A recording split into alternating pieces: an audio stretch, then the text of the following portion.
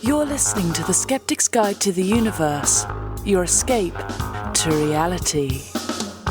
Hello and welcome to the Skeptics Guide to the Universe. Today is Thursday, June 4th, 2026, and this is your host, Stephen Novella. Joining me this week are Bob Novella. Hey, everybody. Cara Santamaria. Howdy. Jay Novella. Hey, guys. Evan Bernstein. Good evening, folks. And we have a very special guest this week who's going to join us for the whole show as a guest rogue, Christian Hubicki. Christian, welcome back to the SGU. It is great to be back as a guest rogue. Well, what an honor. It's great to chat with you all. So in case anybody out there doesn't know, Christian, you are the director of Optimal Robotics Lab and an associate professor of mechanical engineering at Florida State University. And that's pretty much how you are best known to the world. Would you agree with that? Right. 100% I agree with that. No, without a doubt, no one knows me for anything else. So let's get on with the show. I mean, incidentally, we could mention offhand that you were in 2 seasons of Survivor. If anybody watches that show, I don't know. What's Survivor? Yeah. Is that still on? Not right now. Not just any 2 seasons. Just finishing season 50. 50. That's Yep. They just keep making those. They just keep adding numbers. It's funny how numbers work. But yeah, they've been pumping out two seasons a year since 2000 with a 1 year break for COVID. It's that takes just to, as mathematicians would say, 2026. But season 50, that's probably the most special season ever yet. So it's an honor just to be on that season. I think it was just like, whoa, what a huge pat on the back, I think. Clearly. It was a lot of fun. It was quite a flattering call to get. I mean, there have been like 751 people who have played the show, but who's counting? And I think that it's a rarefied air that they even call you for consideration, but to actually be out there, it really felt like something special. You know, I was out there with people that I watched on television, you know, when I was 14 years old when the first season came out. So I'm like, oh, I'm there with them. I'm on a beach with them. And I might have to vote them out tonight. We'll see what happens. So, did you have fun when you were on the show? Was that fun, or was it really this massively stressful, or both? It is both, but it is extremely fun. There's a reason I went back 2 times. It's an incredibly intensive fun, and it's for a very particular type of psychotic person. What type is that? Skeptics Guide Rogues, of course, is what I mean. That's what I mean. No, it is. I'm sure we'll talk about it more later, but it is the kind of show that, like, for those who don't know, it's more than just like a Naked and Afraid style survival show. Not that there's anything wrong with that, except me being naked on television. Shows. You know, but they're great. But like, there's a strategy element to how you have to vote people off. It's a game of social politics of trying to get to the end without being voted off, and that emits this whole world of high strategy and deception and like game theory and like multi-agent dynamics that tickles the roboticist in me, and it tickles it good.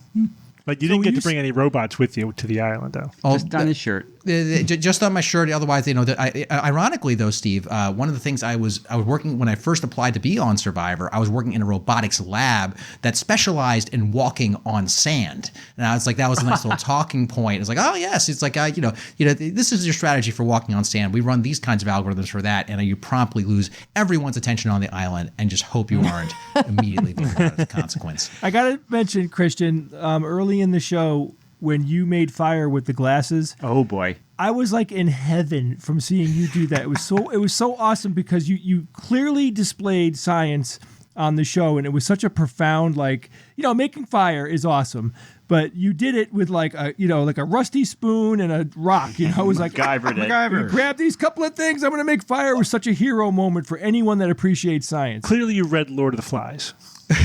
Well, I more just paid attention in optics. You know, I think that's really one of the prerequisites there. I mean, it is one of the beautiful moments. Like I didn't plan to have to come out to make fire. You might think that's like silly on a show like Survivor, but it's about so many things other than not starving. In fact, you just basically plan to starve the whole time. And basically at a point where I'm like, we're out here. What are we doing? It's very sunny. And because this was season 50, it was a big all-star season, so they were bringing back players who played a long time ago. A lot of them tend to be a little older and had reading glasses. And I was like, oh, wait, there's an opportunity here. Because as people, may or may not be aware, reading glasses, they're of course convex lenses. They focus light. That's what you need if you want to make a fire. I am horribly nearsighted, so my diffusing lenses would not be useful. So it's kind of like a perfect storm of things like, hey, let's just try it. And sure enough, it worked out. And if it hadn't, it would have been horribly embarrassing because the camera guys are hovering over your shoulder as you're trying to do this. And eventually they're just going to get bored and walk away. And that would be a dejecting feeling to know that you're too boring trying to make fire for Survivor. So I'm glad it worked out. Otherwise, I would have been very embarrassed. It hasn't been done of 50 seasons. There's only really a handful of times where it was actually successfully done on the show. So I think Yao Man Chan made fire with glasses, if I recall. Yeah, I believe he did. I think they had to use, in fact, I think they used someone's nearsighted glasses and used a drop of water to help focus the light in that case. So you make your own little miniature bifocal in that case. But I mean, it's not a common thing. It wasn't something I'm planning on doing. But that's kind of the nature of a show like Survivor, and frankly, in science in general. You kind of got to adapt to the data in front of you and say, this is our world now. This is what we got to do. Well, Christian, you're going to talk to us a little bit later in the show about the science of Survivor. And I want to hear about how being a skeptic was a distinct advantage in the game. But first, we're going to go through some news items. Bob, starting with you. You're going to give us a quickie. All right, guys. Thank you, Steve. This is your Quickie with Bob. Let's talk about the New England meteor that happened this past weekend. Explosions were actually reported throughout New England this past Saturday, May 30th. And so we got some official information from various sources. One of them was the American Meteor Society. They said that this was a 3-foot wide, and of course 1 meter, they have to say after that, 1 meter wide meteor. It entered the atmosphere, say north of Boston.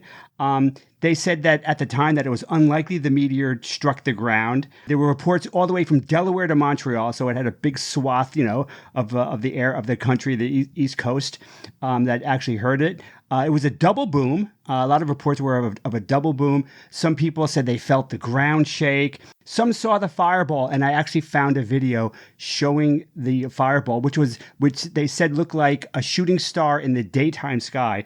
The video that I saw, it seemed to be going straight down, but of course you really don't know what the angle was, right? I could have been at the bad angle, and it could have looked going like it was going straight down, but it could be at an angle. But it was big. I mean, you could tell. I mean, if you're seeing a shooting star in the daytime sky, this is bright, and this looked big too. I would have loved to have seen it at night. NASA also then chimed in. They said that it was natural. It's not a satellite. It's not space debris. It's not alien technology, although they didn't say that last bit. The NASA spokesperson Allard Butel said that the meteor was traveling about 75,000 miles per hour, 120,700 kilometers per hour. He said that it likely fragmented about 40 miles or 60 kilometers above the ground. And what do you guys think of the estimates of the energy release? How much TNT do you think was equivalent? A couple of 100 tons. 12 megatons. No. 12 megatons. 500 gigawatts. No, 20 exatons. No, it's only 300 tons. 300 tons of TNT. Yeah, that's still a lot of TNT. But then there was a later analysis, and so we got a different detail. So NASA was saying, I guess a couple of days later, that there was like a 5-foot wide, not a 3-foot wide diameter meteor. What is it, 1.25 meters or something? They said that the fireball was as heavy as an elephant. The speed of the velocity of this, they said, was not 72,000, not 75,000 miles per hour, but 42,000 miles per hour. The density, it was kind of dense, 8,000 kilograms per cubic meter. So they said this was consistent with an iron meteorite. And I mean, I've seen iron meteorites up close. They are amazing things. They just seem like they are glued to the earth. They are so ridiculously heavy. And they also said that this did not just disintegrate in the atmosphere. They said that it fell in Cape Cod Bay. NASTRA Astromaterials Research and Exploration Science Division said this fall into water is technically called a fishy squisher. A fishy squisher. A fishy squisher. That's what they call the fish. That's kind of funny and goofy. I think I could have come up with something a little better, but okay, it's fishy squisher. So I'll end with my experience with this. I am on stage at the Extravaganza in Madison, and because I'm hopelessly addicted to my cell phone, I felt a vibration in my pocket. we were on stage, and it was during a period where we weren't doing anything. So we're just standing there, and I just took a quick look at my screen, and it was from my wife, Liz, and I see two things. I see Boston, and I see Meteor, and then Jay notices me, stands right in front of me, and says, "Put your phone away." So, of course, I had to Well, I obey am the Jay. producer of the show, Bob. Yes. So like I'm constantly Yes. wearing multiple hats. I am monitoring everything that's going on. So of course I put my phone away. We did a fantastic show, but I got to say, for the rest of that show, I'm thinking, oh yeah, Boston is a smoking crater right now, and we're doing this show. So I got to say, I was kind of low key scared for the rest of the show, thinking, how bad was this? Because I only really caught 2 words. So of course, when the show was over, I looked and it was fairly benign, no injuries. So that's my story. So that's it. I wish I could have seen it or even heard it, but this has been your Fishy Squisher Quickie with Bob. Back to you, Steve. Bob, I'm kind of surprised you're not complaining about the fact that one of the most dramatic meteors in our location happened when we were out of town and across the country. But that's Bob's way. I kind of have a pact with the devil. Mm-hmm. The devil let me see the Dallas eclipse, total eclipse, so I can't complain for 5 full years. So we got to wait. I can't Gotcha. complain for a while. I do think that Bob, I think the Fishy Squisher Quickie with Bob is someone's Manchurian candidate code phrase that you just activated in the audience. I hope you Oh, yeah, that would be hidden quite phrase. obscure. But you said heavy as an elephant. How do they know that? I estimated it. Yeah. Well, what kind of elephant? There's all sorts of elephants. Yeah, African or Asian? Probably African. I don't know. What? Yeah. One morning I shot an elephant in my pajamas. What I was doing in my pajamas, I had no idea. All right. But there's 3 species of elephant though now, right? Yeah. There's like African elephants, really 2 species now. Yes. All right. Just throwing that out there. All right, Jay. Yeah. This is a big issue, and this is going to be complicated. So tell us about the White House's proposal on science funding. Okay, I wanted my disclaimer for this discussion we're about to have is I try very hard to not get too political here, okay? But I'm going to try to do it as if Steve was doing it, okay? All right. I'll that sound let you good, know how you Steve? do. All right, so here's what's going on. This is a major science policy story that's developing here in the United States. And it's not just about funding, but it's about who gets to decide what science is worth funding. And anybody who is paying attention to what's going on politically here in the United States, what I just said should make you very concerned. All right, so the situation is this. The Trump administration just proposed a broad rewrite or whatever of the federal grant rules through the Office of Management and Budget. And their official framing of this is that these changes will demand transparency and accountability and oversight and making sure federal money is spent in line with law and policy. Sure, if you want to believe that, that's not what I believe. I don't think they do anything like that. We've been following this issue for the last year and a half on science-based medicine, and everything dire that we predicted has come true. In fact, it's worse than we predicted, and this is a good example of that. But for what you're saying, on the surface level, if you had no context whatsoever and you just read, we're going to support transparent science and gold standard science and all that stuff, it sounds fine. But when you know how it's being applied and you know who's saying it, Yeah. it's very clear that this is just all code for we're going to fund what we want to fund, and we're going to find excuses not to fund anything we don't want to fund. Yeah. So under the proposal, federal agencies have to add an extra review step before awarding, whatever grant is being proposed. And that might be like, okay, more oversight. Well, hold on. The review would be done by senior political appointees or by people that they just simply choose. And the proposal also says that grants should support the president's policy priorities when relevant, which is all code for they're going to pick what science gets funded, and it's going to be at the whim of the administration or at Trump's whim and not have anything to do with what scientists think should be researched. Lysenkoism. It's Lysenkoism. Exactly. It's 100% Lysenkoism. So the peer review process isn't going to disappear. The current system that the scientists are operating in, it's all there. It's just going to lose power. scientists could still review grant proposals and they can make recommendations all they want, but those recommendations are now only going to be advisory. And the final authority is going to rest, just heavily and clearly with agency leadership and political appointees. So this is the key shift, and this is where they insert total control over future science funding. Scientific proposals, I shouldn't have to say this, but scientific proposals should be evaluated mainly by people who understand the freaking science. And based on merit. Based on merit. Yeah, it can't just be, but understanding the science is a two words that are a mouthful. It's a profound thing to say. To clearly understand the science of any given scientific sphere, we're not talking about someone who's well read on it. We want people who really know it, understand it, can eat that stuff for breakfast. Like, it's got to be something that they've been working on, I don't know, for 30 years of their life before they could really get their head wrapped around certain topics. Like global warming sounds pretty, we're all used to hearing it, and we all have a pretty good concept, I hope, of what it is. But when you talk to a meteorologist who really understands the complexity of global warming, like there is orders of magnitude differences in that understanding level. Jay, it's beyond that. I would get even more stark. At that level, when you're like on committees deciding grants for the NIH or whatever, you are a recognized world expert in your field. That's the level that you are at. Right? Not just even a run-of-the-mill expert, right? It's a world-recognized leader in that field. You're right. So it's not orders of magnitude. You're in the top, percent.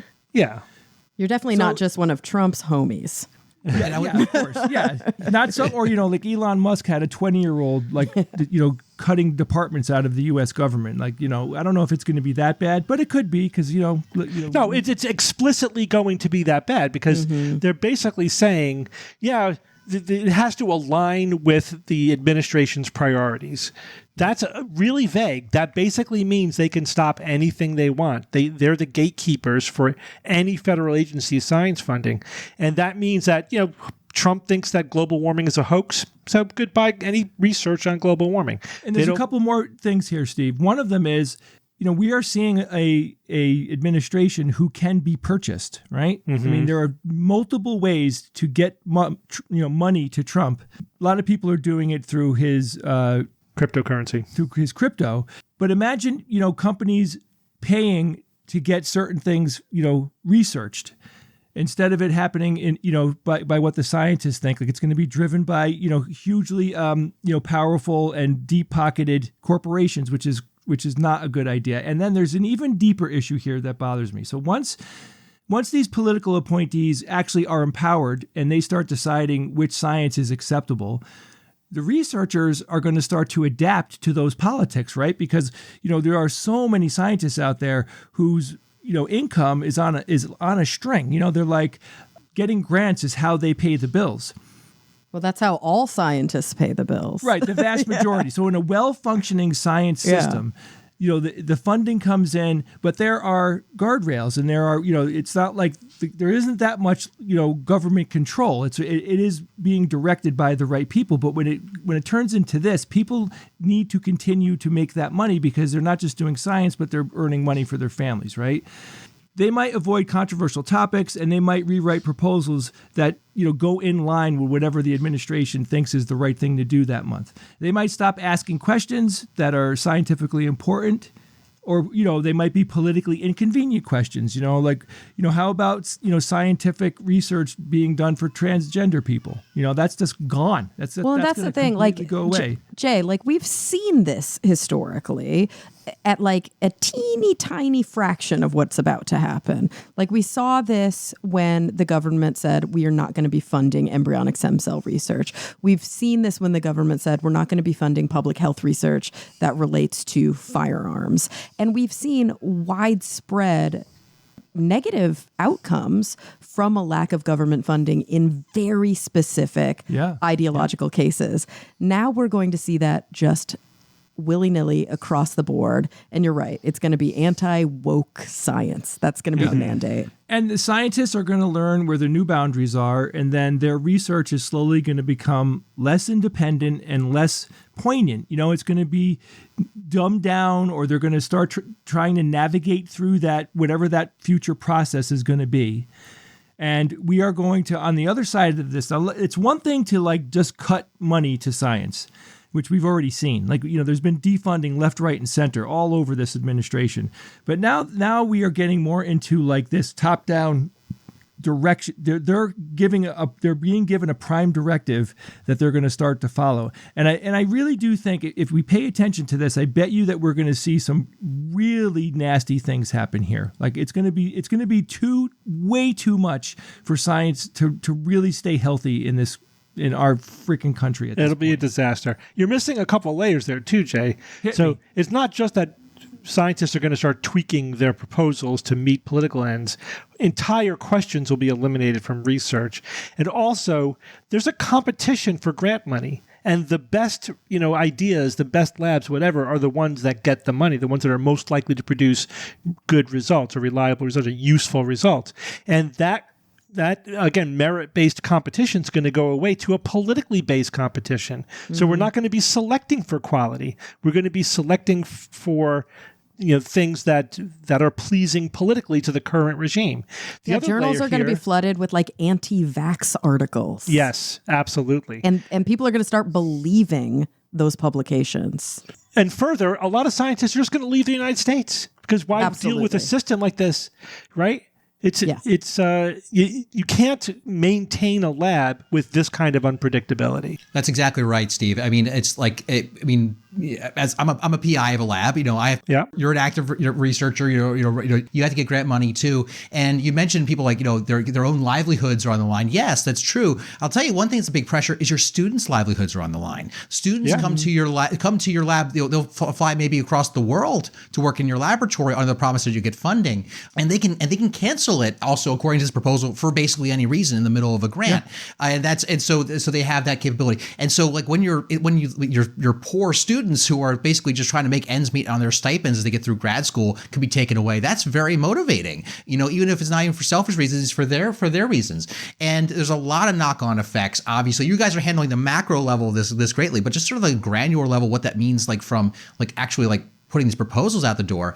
It's a political process, like you mentioned, Steve, and that means it's very much like a patronage system, right? We do see this to some degree in some gradations already, even before all these changes in the research world. Like the NSF process is highly peer review driven. I mean, I've been on some NSF panels, and it's very intensive, and the scientists are really going at it, just debating the validity of the methods and all of these details. And at the end of the day, the program officer has to make a call. They have some judgment there, but it's heavily peer review driven. But there are other departments, like particularly like defense departments, where sometimes it's a program officer who really trusts this one researcher. So like they already kind of have a good relationship with them. They've delivered to them before, so they're probably more likely to get the money. And that there's strengths and weaknesses to that. Like it could end up being sort of just reinforcing one lab, getting point of view, getting a lot of money all the time. So it's not ideal, but sort of like it's a little less on the peer review side of the spectrum. They'll get informed by peer review, but here you would have actual political interests, right? So not only are you going to be sucking up to very particular people in kind of the worst sort of way. If you're de-emphasizing peer review, you can flat out put in wrong data, wrong conclusions, wrong preliminary results to get it to just pass muster of the political appointees. And if they don't care about the peer review, the peer reviewers, that's really bad. And on top of that, I mean, peer review within NSF is very much anonymous. Like you were not even supposed to say like when we were on a panel. I mean, I think it's okay for me to say I was on panels at some point, but like they don't want you to say anything because they want to protect your anonymity, both from other researchers, but also from Congress. So if you approved a grant that they don't like, they don't come back after you. Well, what's that going to be like now in the peer review process where you have a political appointee approving the grant? Let's say, someone puts out a someone puts in a proposal with really dubious data, some crazy fringe theory, and a scientist on the panel speaks up like, this is nonsense, this is garbage. Well, the political appointee is going to be aware of that, and they could exact some kind of political revenge on them by terminating their other grants, right? So it even quells the peer review itself to what degree it's there. Which is how it becomes Lysenkoism. Yeah, it's poison. Like all of these steps are going to lead to a politicized science that is no longer in keeping with all of the guardrails that have existed throughout at least Western history. So we will see coming out of the United States published, like we will lose all trust in major institutions. There will be journals that either go down in flames and become defunct, or new people will fill in the power vacuum who are willing to say, sure, yeah, we'll publish this.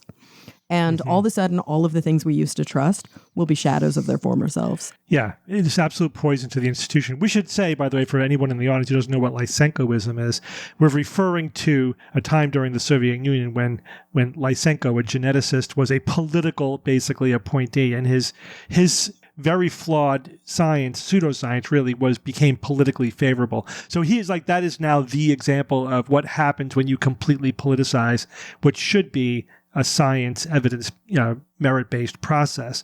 And what happened? Lots of people died. It was a disaster. Right? It was an because he was like, this is how we should. Oh my gosh, it took generations for them to recover from that. Yeah, he was like, this is how we should grow our crops based on my science. And it was not based on good science. And people just died. There was massive famine. Yeah. So there's a lot of other layers here, too. There's a lot of other bad things happening here. David Gorski wrote a great article about it on science-based medicine. He goes into the weeds on all the little things inside this proposal.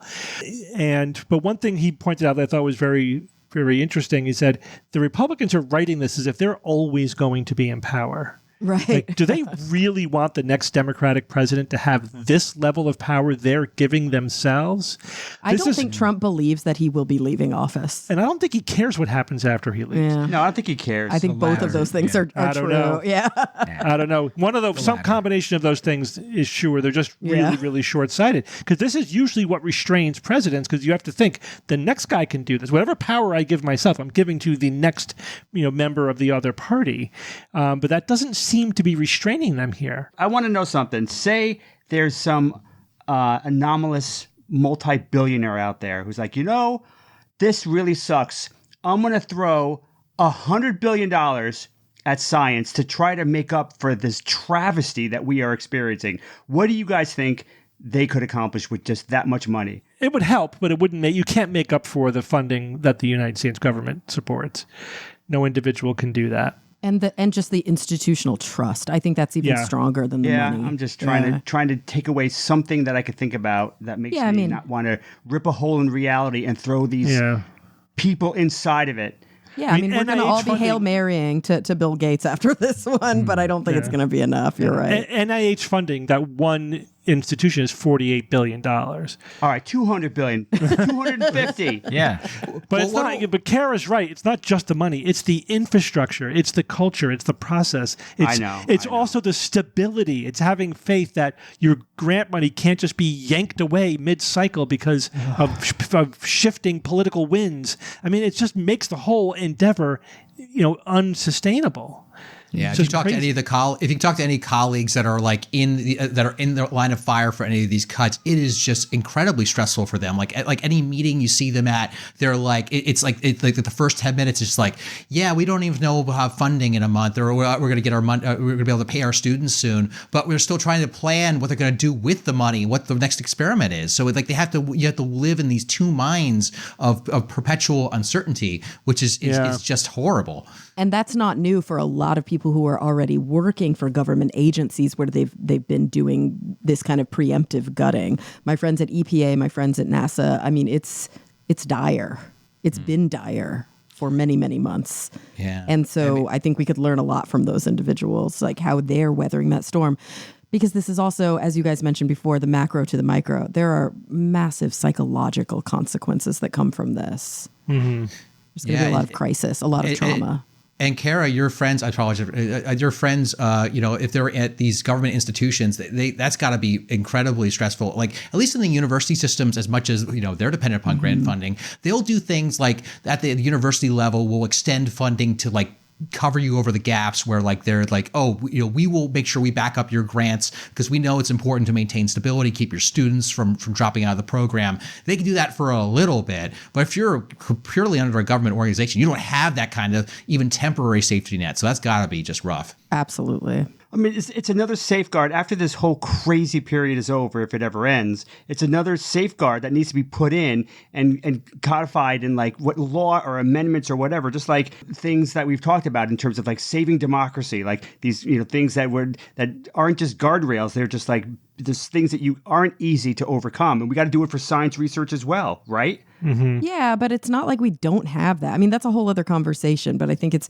safe to say that like there have been a lot of really strong guardrails, and when somebody wants to mow over them, they're going to figure out how to do it legally or otherwise. Unless somebody else holds them accountable. I mean, as far as I could tell, this is all legal. This is part of the regulation that the executive branch can do in executing the laws passed by the legislative branch. So that's not. I don't. Nothing I read makes me think there's any legal issue here. It's just this is just massively stupid. Is basically what it is. Now, one final word. We are in the middle of the public open comment phase for this, which is necessary. They have to read and answer every comment. So we need to flood them with comments about how horrible an idea this is. Again, I'll direct you to the Science-Based Medicine article from earlier this week. The Lysenkoization of federal science takes a big step forward. This is the June 1st article on Science-Based Medicine. There's a link at the bottom of that on how to post a public comment.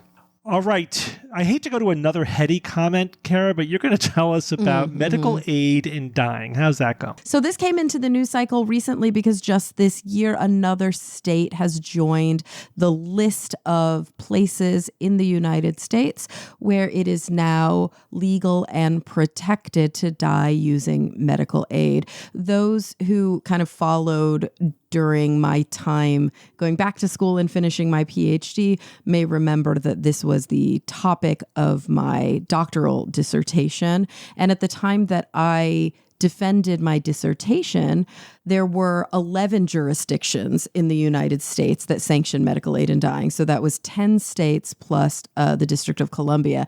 And now that number has risen. And in rising to 13 states now, plus Washington, D.C., we've gone from 1 in 5 Americans to, I think now it's 1 in 3. Almost 1 in 3 Americans now have legal access to medical aid in dying legislation. So this is a big change that's happened only in the last, I defended my dissertation in 2023. So 3 years, this much change. Wow. So yeah, I thought that I would go through a little bit. I'm not going to get into the weeds about, the New York law specifically, but I actually queued up my dissertation because I have like a big lit review here, even though now it's like out of date by 3 years, just to talk about some of the main points when it comes to medical aid in dying in case if you are not aware of them. Time and time again, I work as a psychologist in a cancer center in a very large metropolitan hospital. And time again, I come across patients who do not know that they have legal access to this option in California. So check your state. You don't have to check. I'll tell you right now. I'll even go in alphabetical order for you. California, Colorado, Delaware, Hawaii, Illinois, Maine, Montana, New Jersey, New Mexico, New York, Oregon, Vermont, Washington, D.C., and Washington State.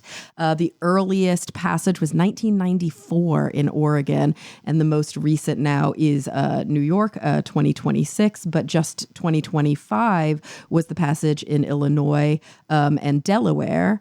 And the most recent before that was New Mexico, which was 2021 before I published. Sorry, Kara, I just had to interrupt here. I was hoping for a more perfect person to talk on this topic. Do we have anyone around that is also? There are some people I could call up. I could call up one of my dissertation external readers who has even more. But yes, so I want to give a little bit of background on what MAID is. You'll hear me use the word MAID because it's faster. That is an initialism. No, that's an acronym. Yeah. It's an acronym. Medical aid in dying. And the reason that I'm very careful in my language and saying medical aid in dying, sometimes you'll hear me say some euphemisms like dying with medical aid or a physician. I won't even usually say physician-assisted dying because it sounds too much like a euphemism that I really am trying to get out of the vernacular. Is the term euthanasia no longer used? It's actually not euthanasia. So physician-assisted suicide is no longer used. And there's actually a broad distinction between what is legal in the U.S. and euthanasia, which I'll get into in just a second. Okay. But it's important that I use the correct terminology for that reason. And that's really how I actually opened up my dissertation in the Lit Review for that reason. So what is medical aid in dying? Obviously, there are different operational definitions, but for the most part, this does stand in, I think, every single state and jurisdiction where it is legal in the U.S. It refers to, I'm reading this I can quote myself verbatim, the legally sanctioned act of taking prescribed medication to hasten death. So you might hear it as medical assistance in dying, medically assisted death, physician aid in dying, assisted death, blah, blah, blah, hasten death, even end-of-life options. That's the name of the legislation here in California, right to die, death with dignity. You will not hear me use the word physician-assisted suicide. I and many others believe that suicide and medical assisted death are ideologically distinct. And I talk quite a lot about the difference between the two. This is a legally sanctioned process, and it's only legal for individuals who would otherwise die of natural causes within approximately 6 months. So that's why this is hastening death that is already coming, as opposed to dying by suicide. Now, what is the distinction with euthanasia? This is the big one. Euthanasia is legal in several countries across the world, including the Netherlands, Belgium, Luxembourg, Colombia, New Zealand, Spain, parts of Australia, and Canada. But euthanasia involves an individual receiving a treatment from a physician or a medical professional. So very often it will be an injection that hastens their death, whereas in medical aid in dying, the patient has to self-ingest. Mm-hmm. So a doctor's not going to put a needle into your arm. A doctor's not going to put the drug into your body. You have to use some sort of mechanism to, use your own volition to ingest that drug. Now, very often you'll hear self-ingestion used as the kind of term of choice. That doesn't necessarily mean you have to drink the mixture, although that's the most common still, I think, according to the literature, way to take the medication. You can also, die with a G-tube or through a rectal catheter. There are other approaches to self-ingest medication if you physically can't swallow the medication. But it does. What if you're paralyzed? You can't physically do anything. Yeah. So at that point, usually there's capability to rig something up. So so long as it's your action, okay, whether it's an ALS situation and it's an eye twitch or something like that, and it rigs a plunger, you would still be able to self-ingest. Gotcha. Yeah, because the idea there obviously is that a lot of the pushback against these laws come from concerns that are moral and ethical. Some of the moral concerns have religious bases, but some of them have to do with coercion. By and large, the evidence shows that coercion is not a big problem, and that's why actually over time, a lot of the more restrictive laws have been changed in favor of making them less restrictive, not more restrictive. A great example is that when the law was passed in California, originally there was a 15-day wait period between the two physician certifications that were required to have a prescription written for you. And we have since amended the law to change that wait period to only 48 hours because so many people who would have otherwise qualified ended up dying before they were able to get their second physician certification. And they could have mitigated some undue suffering. And so activists and advocates spoke up and the law was actually changed. So, we talked a little bit about where it happens. Usually in most of the states, the laws are very similar, but there are some nuanced differences. We won't get into the differences, but the similarities, 6-month or less prognosis, which by and large is the same exact requirement to qualify for hospice. Yeah. So if you qualify for hospice in the U.S., you probably qualify for medical aid in dying. It's not always the case, but generally speaking, that is true. You have to have capacity to make your own decisions. This is where things get very tricky with dementia, very tricky with neurodegenerative diseases that change somebody's capacity. So individuals who are interested in utilizing this option need to make that decision while they still have legal capacity to do so. But not all states do require a psychologist or psychiatrist to sign off. In actually most states, a physician can certify that a patient has capacity and they don't need a psych eval. And you also have to be 18 years or older, I think, in every single jurisdiction in the U.S. That is not the case in Switzerland, however. So, but here in the United States, that is the case. Some states have wait periods, like I mentioned. Some states have multiple required requests. Some are oral, some are written. And 2 states now don't even have residency requirements. So many of the states require that you're a resident of that state. But now Oregon and Vermont have completely scrapped those requirements. So for individuals who do not reside in a state where they have legal access, Oregon and Vermont will act as sort of sanctuary states for those individuals.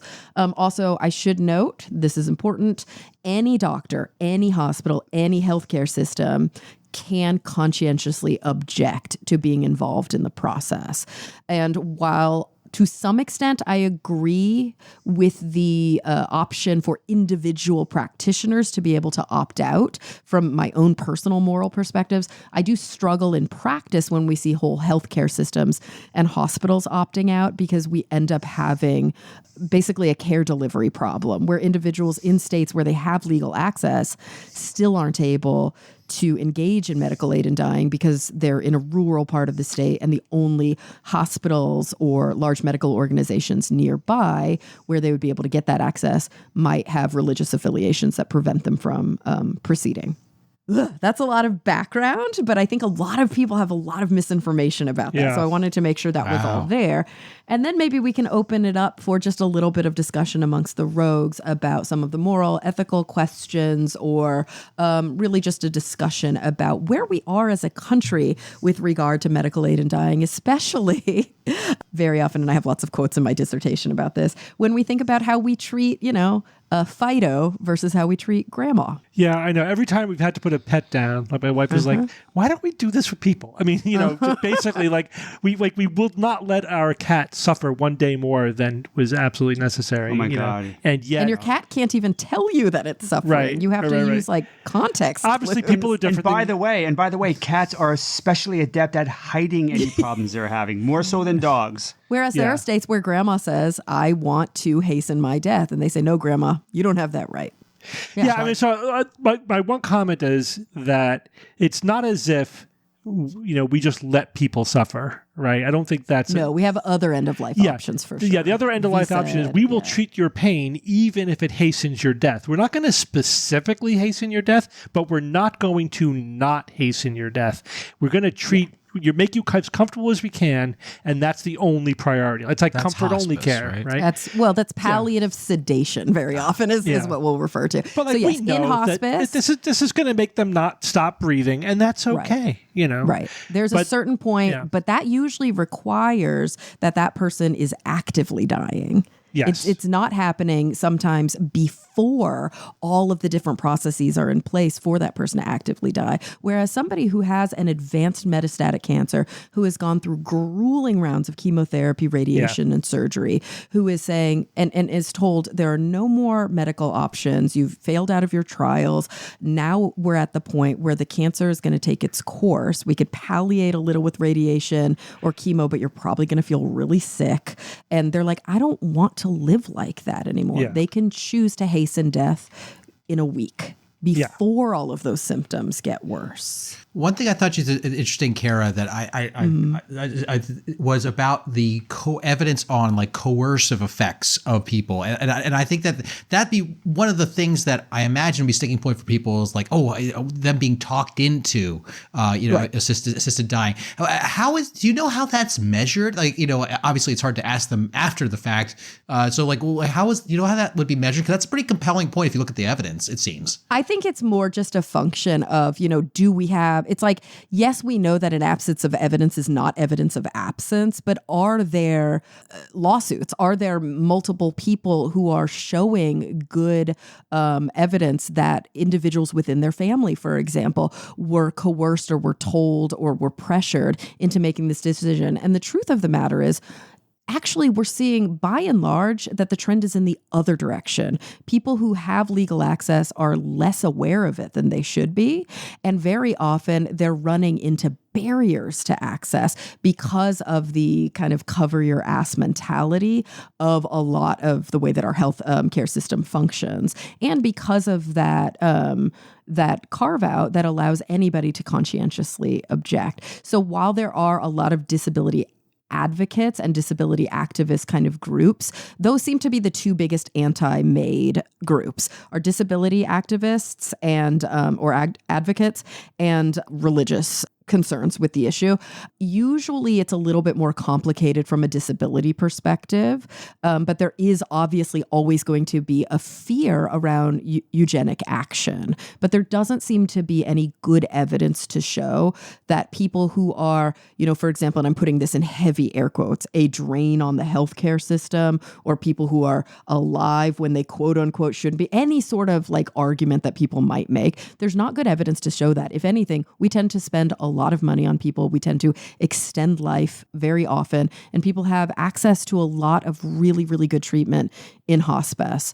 Most people who choose medical aid in dying do not, well, now I think things are changing, but when I did my dissertation, almost everybody I talked to for my dissertation said that it was not an easy process for them. I think we're finally getting to a place where it is easier for people, thank goodness. And I have been witness to a few medically assisted deaths that people didn't have to jump through a lot of hoops to be able to get there. We don't want this to be a burdensome process.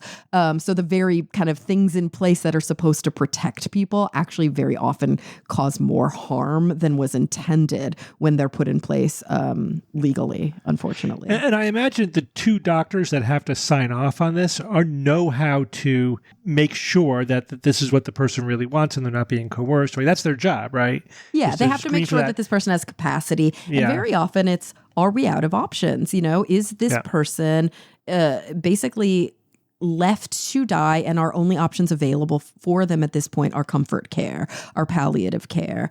And do they want to hasten that death so that they're not extending the amount of time that they're utilizing palliative care? The good news is many hospice agencies in this country have become adept at working in medical aid and dying. There are many death doulas who are adept at this as well. There are now practitioners who most of their practice is around this, so they have a lot of expertise. And so we are seeing kind of just by and large, really interestingly, that most people in the country, the majority, I think that number continues to grow. Maybe it's around like 60% now. It could be even higher. It depends on how people are surveyed. But most people in the country say that they are in support of medical aid and dying, even religious people, even people who we think wouldn't be, even like people who consider themselves more conservative politically. Generally speaking, we see a majority of individuals who are pro medical aid and dying, but most people still choose not to die with medical aid. And I think it's important to remember that.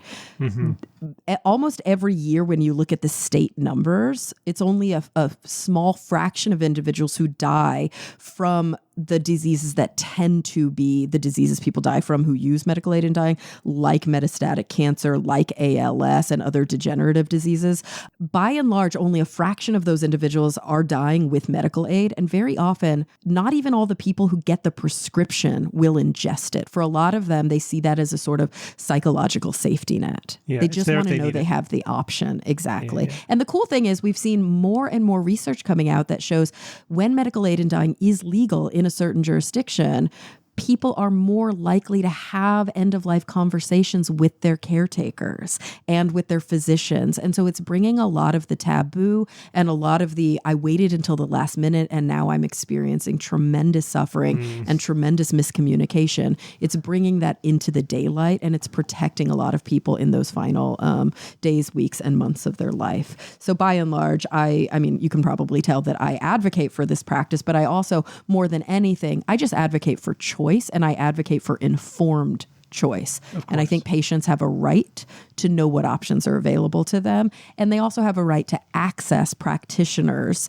who and literature in order to feel supported through that process. And so I will kind of give a quick plug for anybody who is interested in learning more.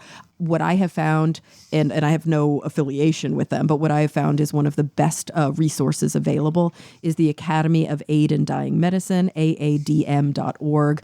They have great literature for patients and families. They have a book that you can read that tells you everything from the time you're interested to your dying day and everything in between. And they also have a patient portal for individuals to be able to be connected to practitioners who have a lot of experience in this area. Oh, and they have a physician portal for physicians who have a patient who is requesting. If they don't have a lot of experience, they can speak with an ethics panel, and they can learn everything that they need to know, start to finish, about the process. Okay, thank you so much, Kara. Yep. Guys, I have a question for you. Well, first I have a question for Christian. Yes. Christian, do you know what the Stroop test is? It's my favorite thing to talk about, and I mean that completely. Seriously, I tell people about the Stroop test. I get so excited. I explain it poorly, and I don't know why it's so awesome. I'm like, but it catches spies. Anyway, go on, Steve. I love the Stroop test. So you know about it. So we've talked about it before on the show very quickly. Yeah. If you have the word red with blue ink, and you tell people, say the color of the ink, don't read the word. It takes you a moment to suppress the urge to read the word.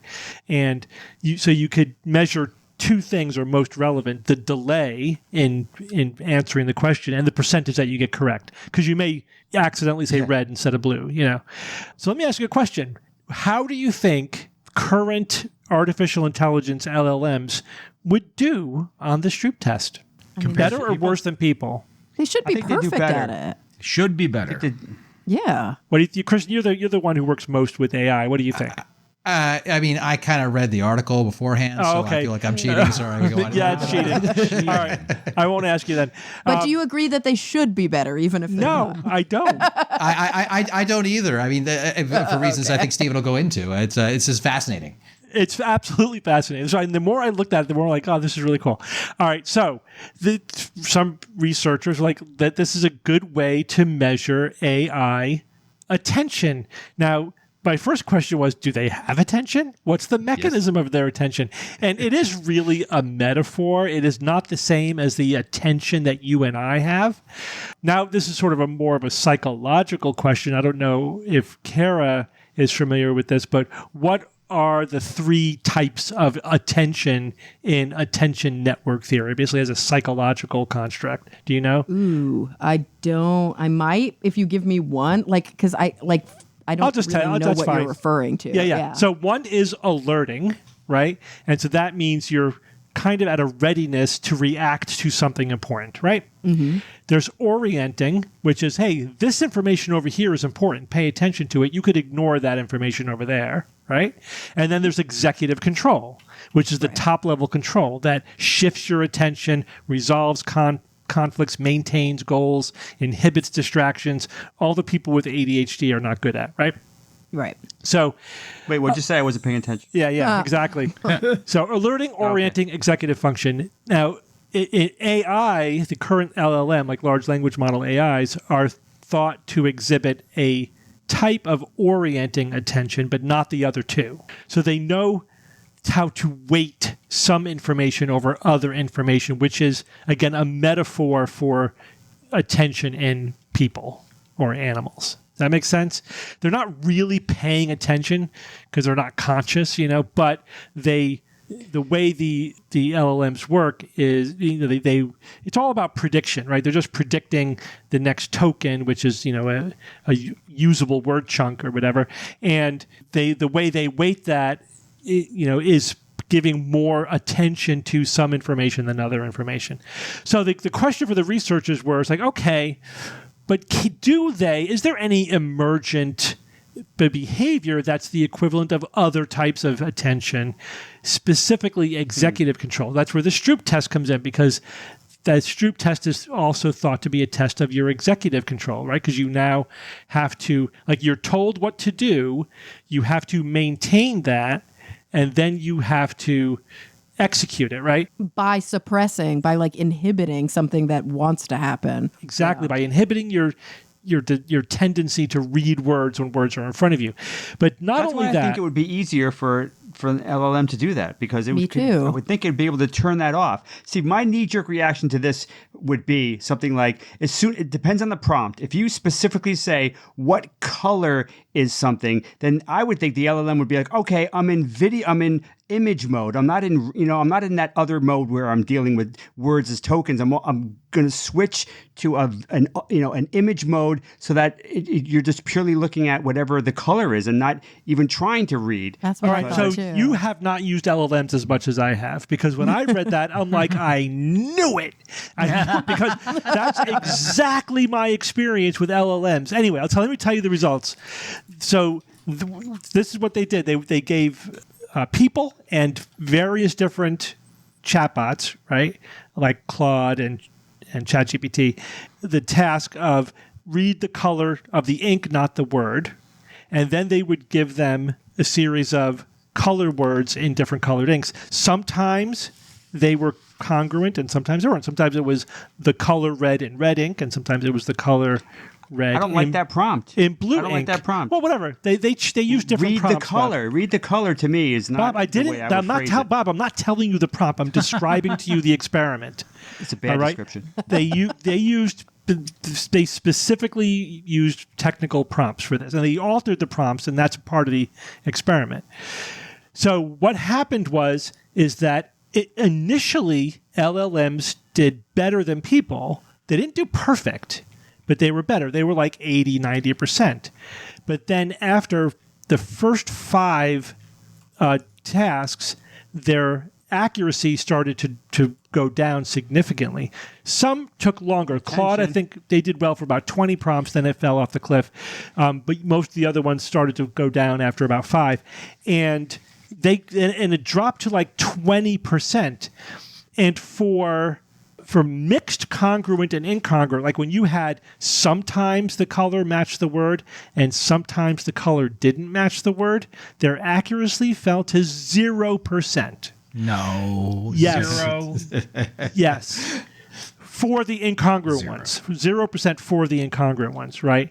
So they were just reading the words basically at that point. They were it basically not was even not looking at the color. functioning. Yeah, And not vice versa, right? Because to be clear, the Stroop test is not only say the color and not the word. There are other versions of the Stroop test where it's read the word and don't say the color.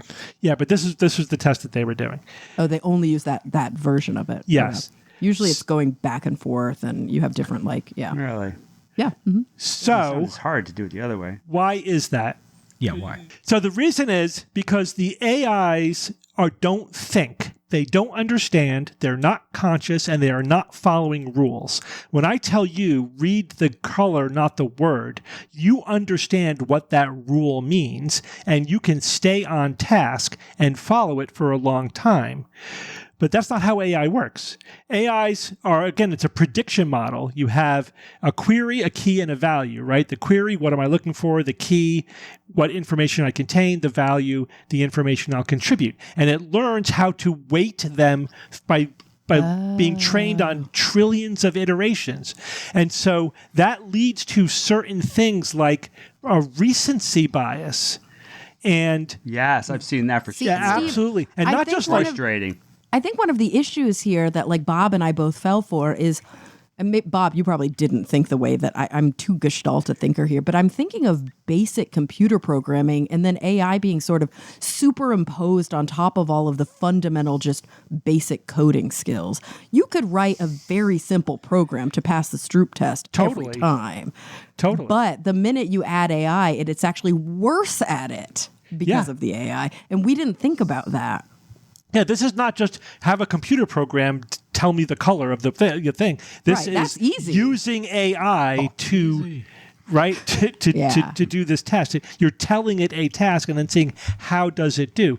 So this is statistically speaking, it is more again. It's the it weights more recent information because that tends to be more predictive, right?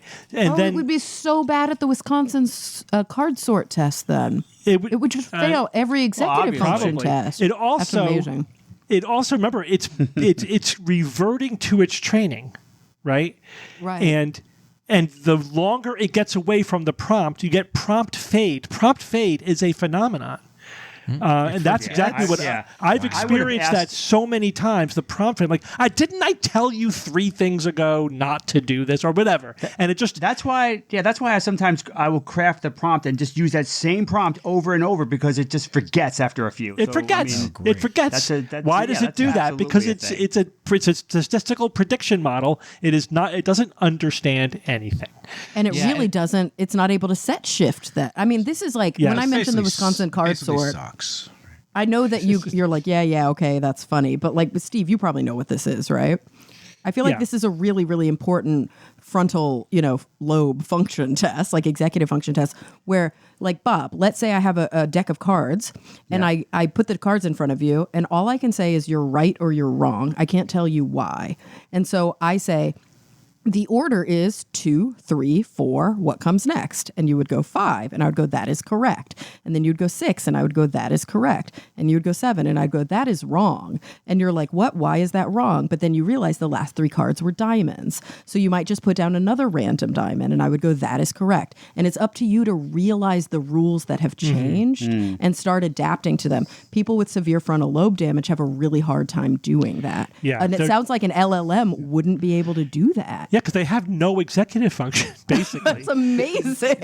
That's not what they do. Exactly. I mean, like the attention mechanism that you're talking about, Steve, like you said, is an analogy. It's a mathematical analogy. It's an analogy. They don't have actual attention. Exactly. And that's a big part. And the word that comes to mind for me is context window. So like you've seen this, like you talked about prompt fade and there are lots of really fun examples of people have done with these large language models. One of which was a large language model vending machine. Did anyone see this news from like a couple months ago where I think it was maybe it was Wired, I forget who, no, maybe Forbes, I forget, some outlet was testing this Claude as a vending machine where basically Claude was supposed to run a vending machine like a business, and they were and these journalists were trying to trick it into giving away free stuff.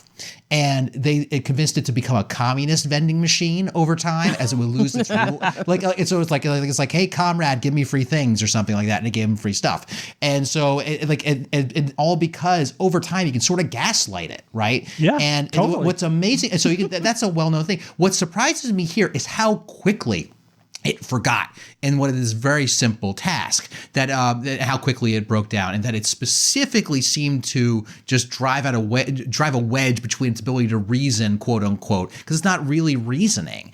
And I think that's something that you kind of understand when you understand the underlying mechanism. I mean, and it's so funny, Steve, you talk about the attention in this way. The attention head is like the multi-attention head is like one of the many key things that allowed this stuff to work in the first place with ChatGPT. Yes. That's like the original paper is called "Attention is All You Need," and it's rather ironic that in this case it really drives at this very what you psychologically know as attention, and really shows it's different, and that just shows the limitations of analogies to these mathematical structures. Yeah, it really is a limited analogy. And here's another thing.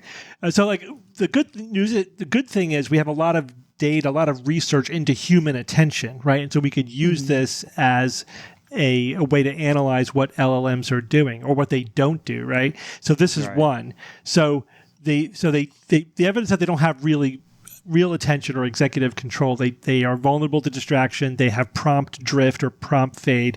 They do very poorly on Stroop-like tasks. Here's an interesting one. I don't know that I've thought about explicitly before. Kara, you may have heard of this. When we encounter, you just gave an example of it in what you were talking about. When we encounter a conflict or a contradiction in data, that raises our attention. We like, of course, novelty. Yeah, these things are not aligning. I now have to be really careful about this. LLMs don't do that. They do not adjust their probability, their analogy to attention, whatever, based upon the fact that they are encountering conflicts in the data. Is anyone borrowing the term from neuropsychology? Are they calling them perseverative machines? Like, 'cause it sounds like that's what they do, is they perseverate.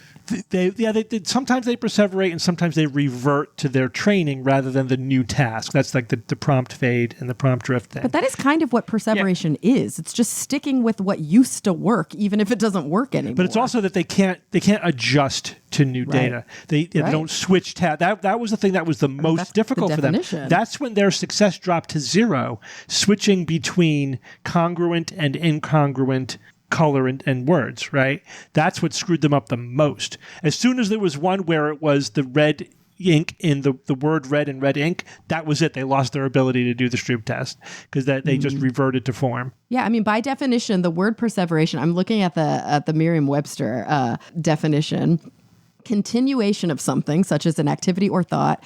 Oh, that's not even a good one. Involuntarily repeating a thought or a behavior. Yeah, you're right. It's funny. It's much deeper than that in neuropsych literature. Yeah. Because it specifically means that once you need to set shift, you just can't. Yeah. And you keep trying the old method, even though it's not working anymore. Some people have a complete, like they're 100% perseverative neurologically.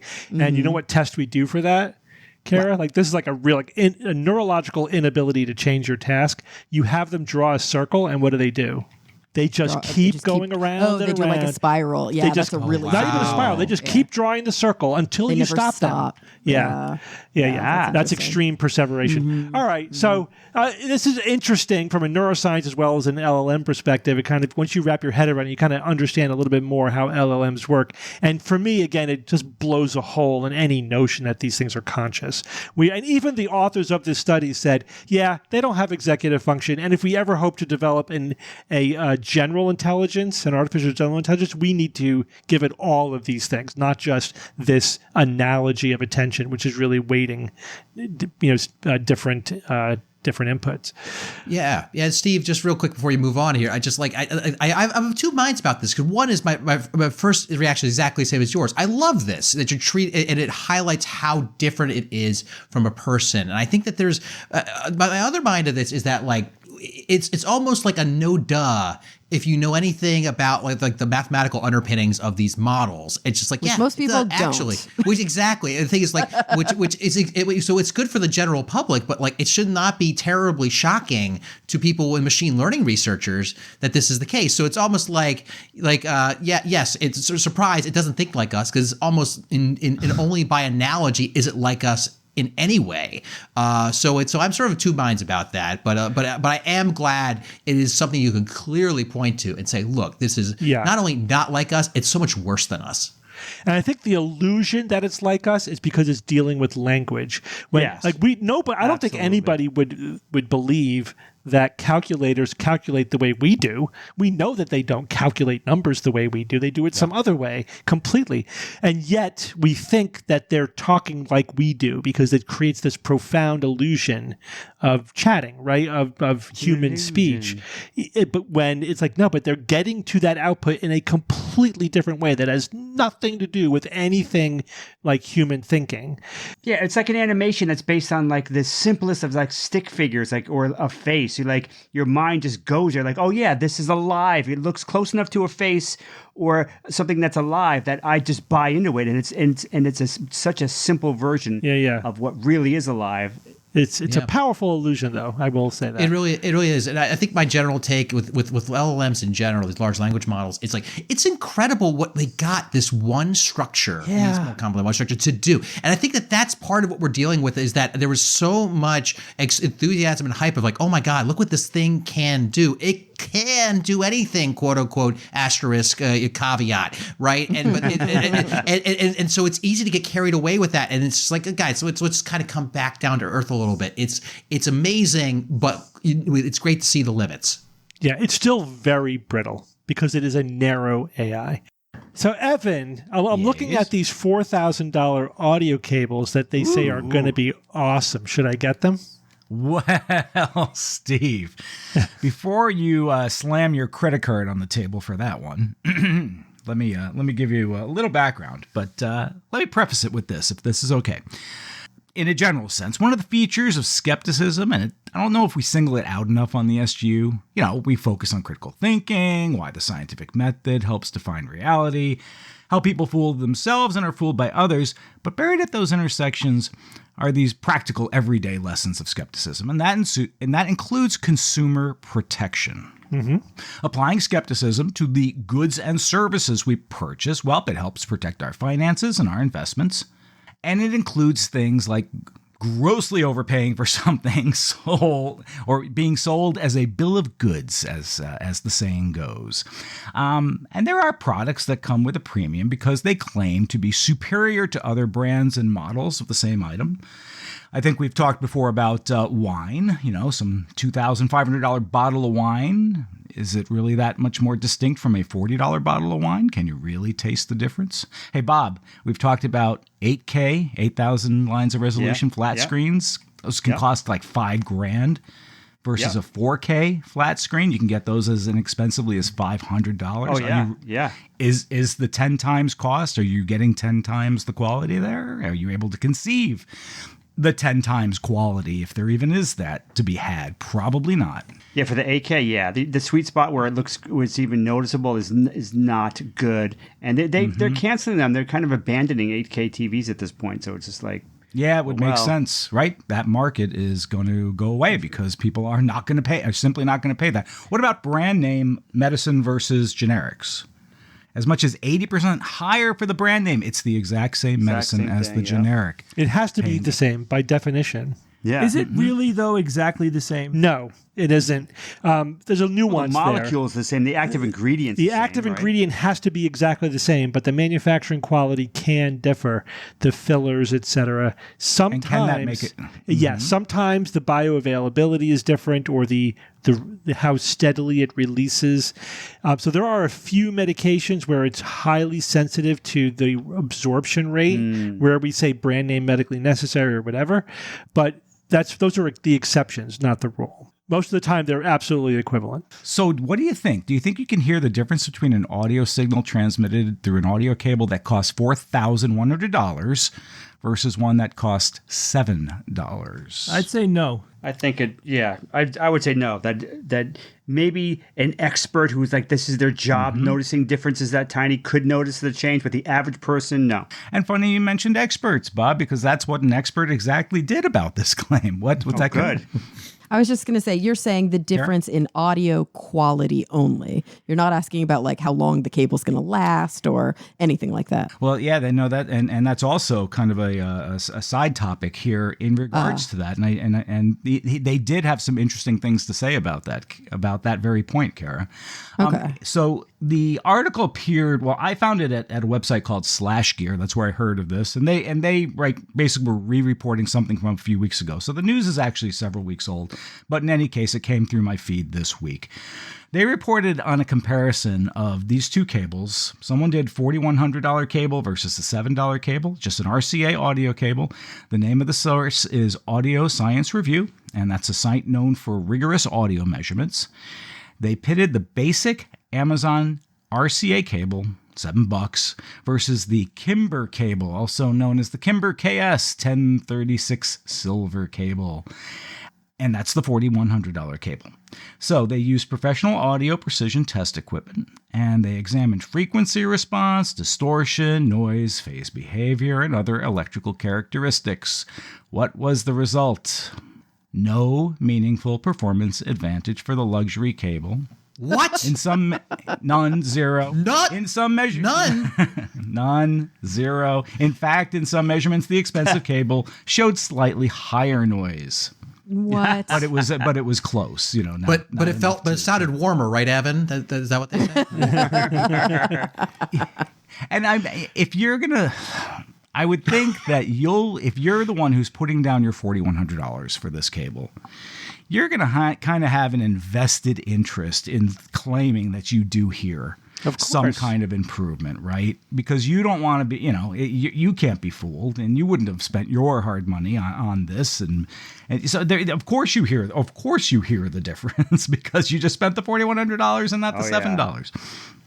Yeah. They also, and Kara, to your point, they made a point about the when they did this analysis, the first thing he did is he talked about the structure, how these things are basically built, the components of the cable, and he talked about the connectors. These expensive ones have these complex locking mechanisms to help secure the cable into the equipment, and that sounds nice until you realize these things have several points of failure. The plastic pieces can snap. They have little tabs that can easily break off. The cap comes off completely if you unscrew it far enough. And if you lose that, a cap on a $4,100 cable, if you go to replace that, I bet you're not paying just a couple dollars to replace that. You're probably paying big bucks again just for that cap. And also, you can wiggle it loose on that one, and it can create an interference. You don't get that with the $7 cable. You don't even have that option, basically. So we're talking about the actual physical components not even being the exact being up to the gorilla test, basically, versus the $7 cable. So Ev, I can't be the only one who's thinking this, right? I'm never going to buy a $4,000 cable, but Good.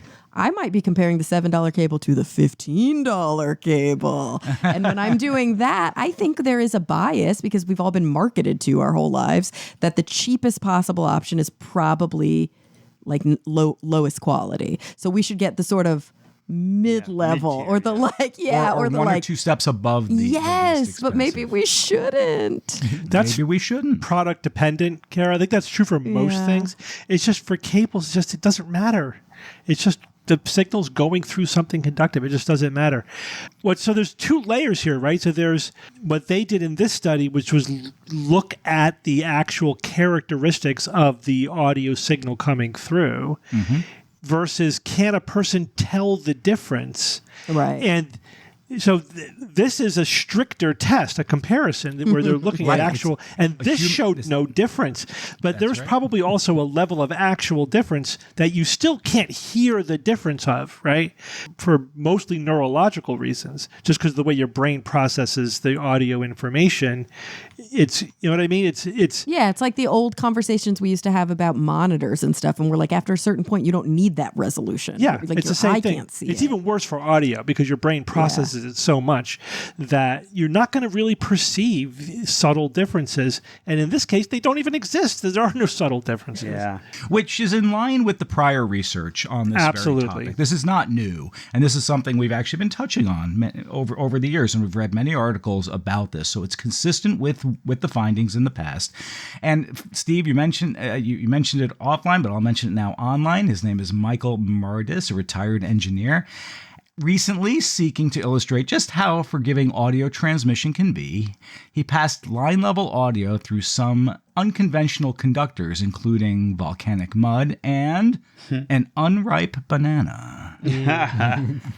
and the signal flowed fine through the banana. And most people couldn't hear the difference Right. between that and a copper cable. That's right. Wow. That's right. But how long does the banana last, though, Evan? That's the way Yeah. that's until a we different new cover banana page. every Right, that podcast. unripe banana. I think it was a Cavendish. It was not a Gros Michel. Ladyfinger, Blue Java. Sorry, Steve.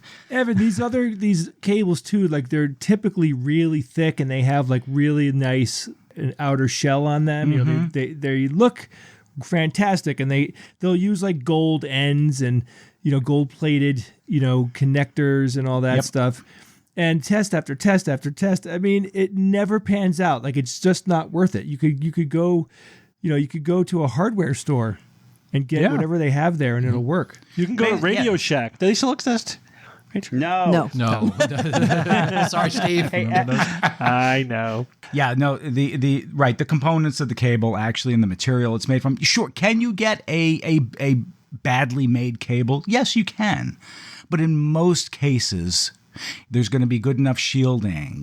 The resistance is going to be correct. It won't be prey to corrosion, and you're going to be okay with your cables. Just don't be tricked into spending thousands of dollars. Even if some of the top audio engineers who record Taylor Swift or whoever else, and I don't know if they use it or not, are going to tell you otherwise, and that I'm the expert in my industry, you should definitely use the expensive cables. Don't fall for it. Don't believe it.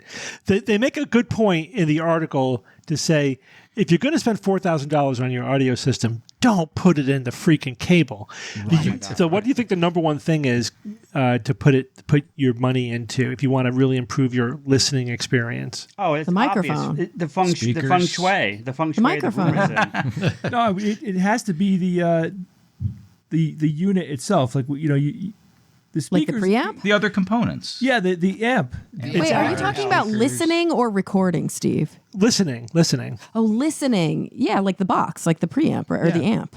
So those are way more important than the cable, but arguably the room treatment probably has the biggest effect on your listening experience. Oh my God! Yeah. Right, that's why when you go into the audio shop, you go into the room, and isn't the sound fantastic? Yeah, that's a perfectly treated room for audio. That's Oh, why. you meaning that environment. they've deadened the room? I brought it home. It didn't sound the same. Put Period. something in the corners. But That's low hanging fruit. There's some low hanging fruit, but you could seriously improve the audio quality by doing even more treatment of that. And then after that, and this is arguable, like which one's one, which one's two, but the other one that's at the top is the speakers. Yeah, the speaker quality, you definitely get what you paid for.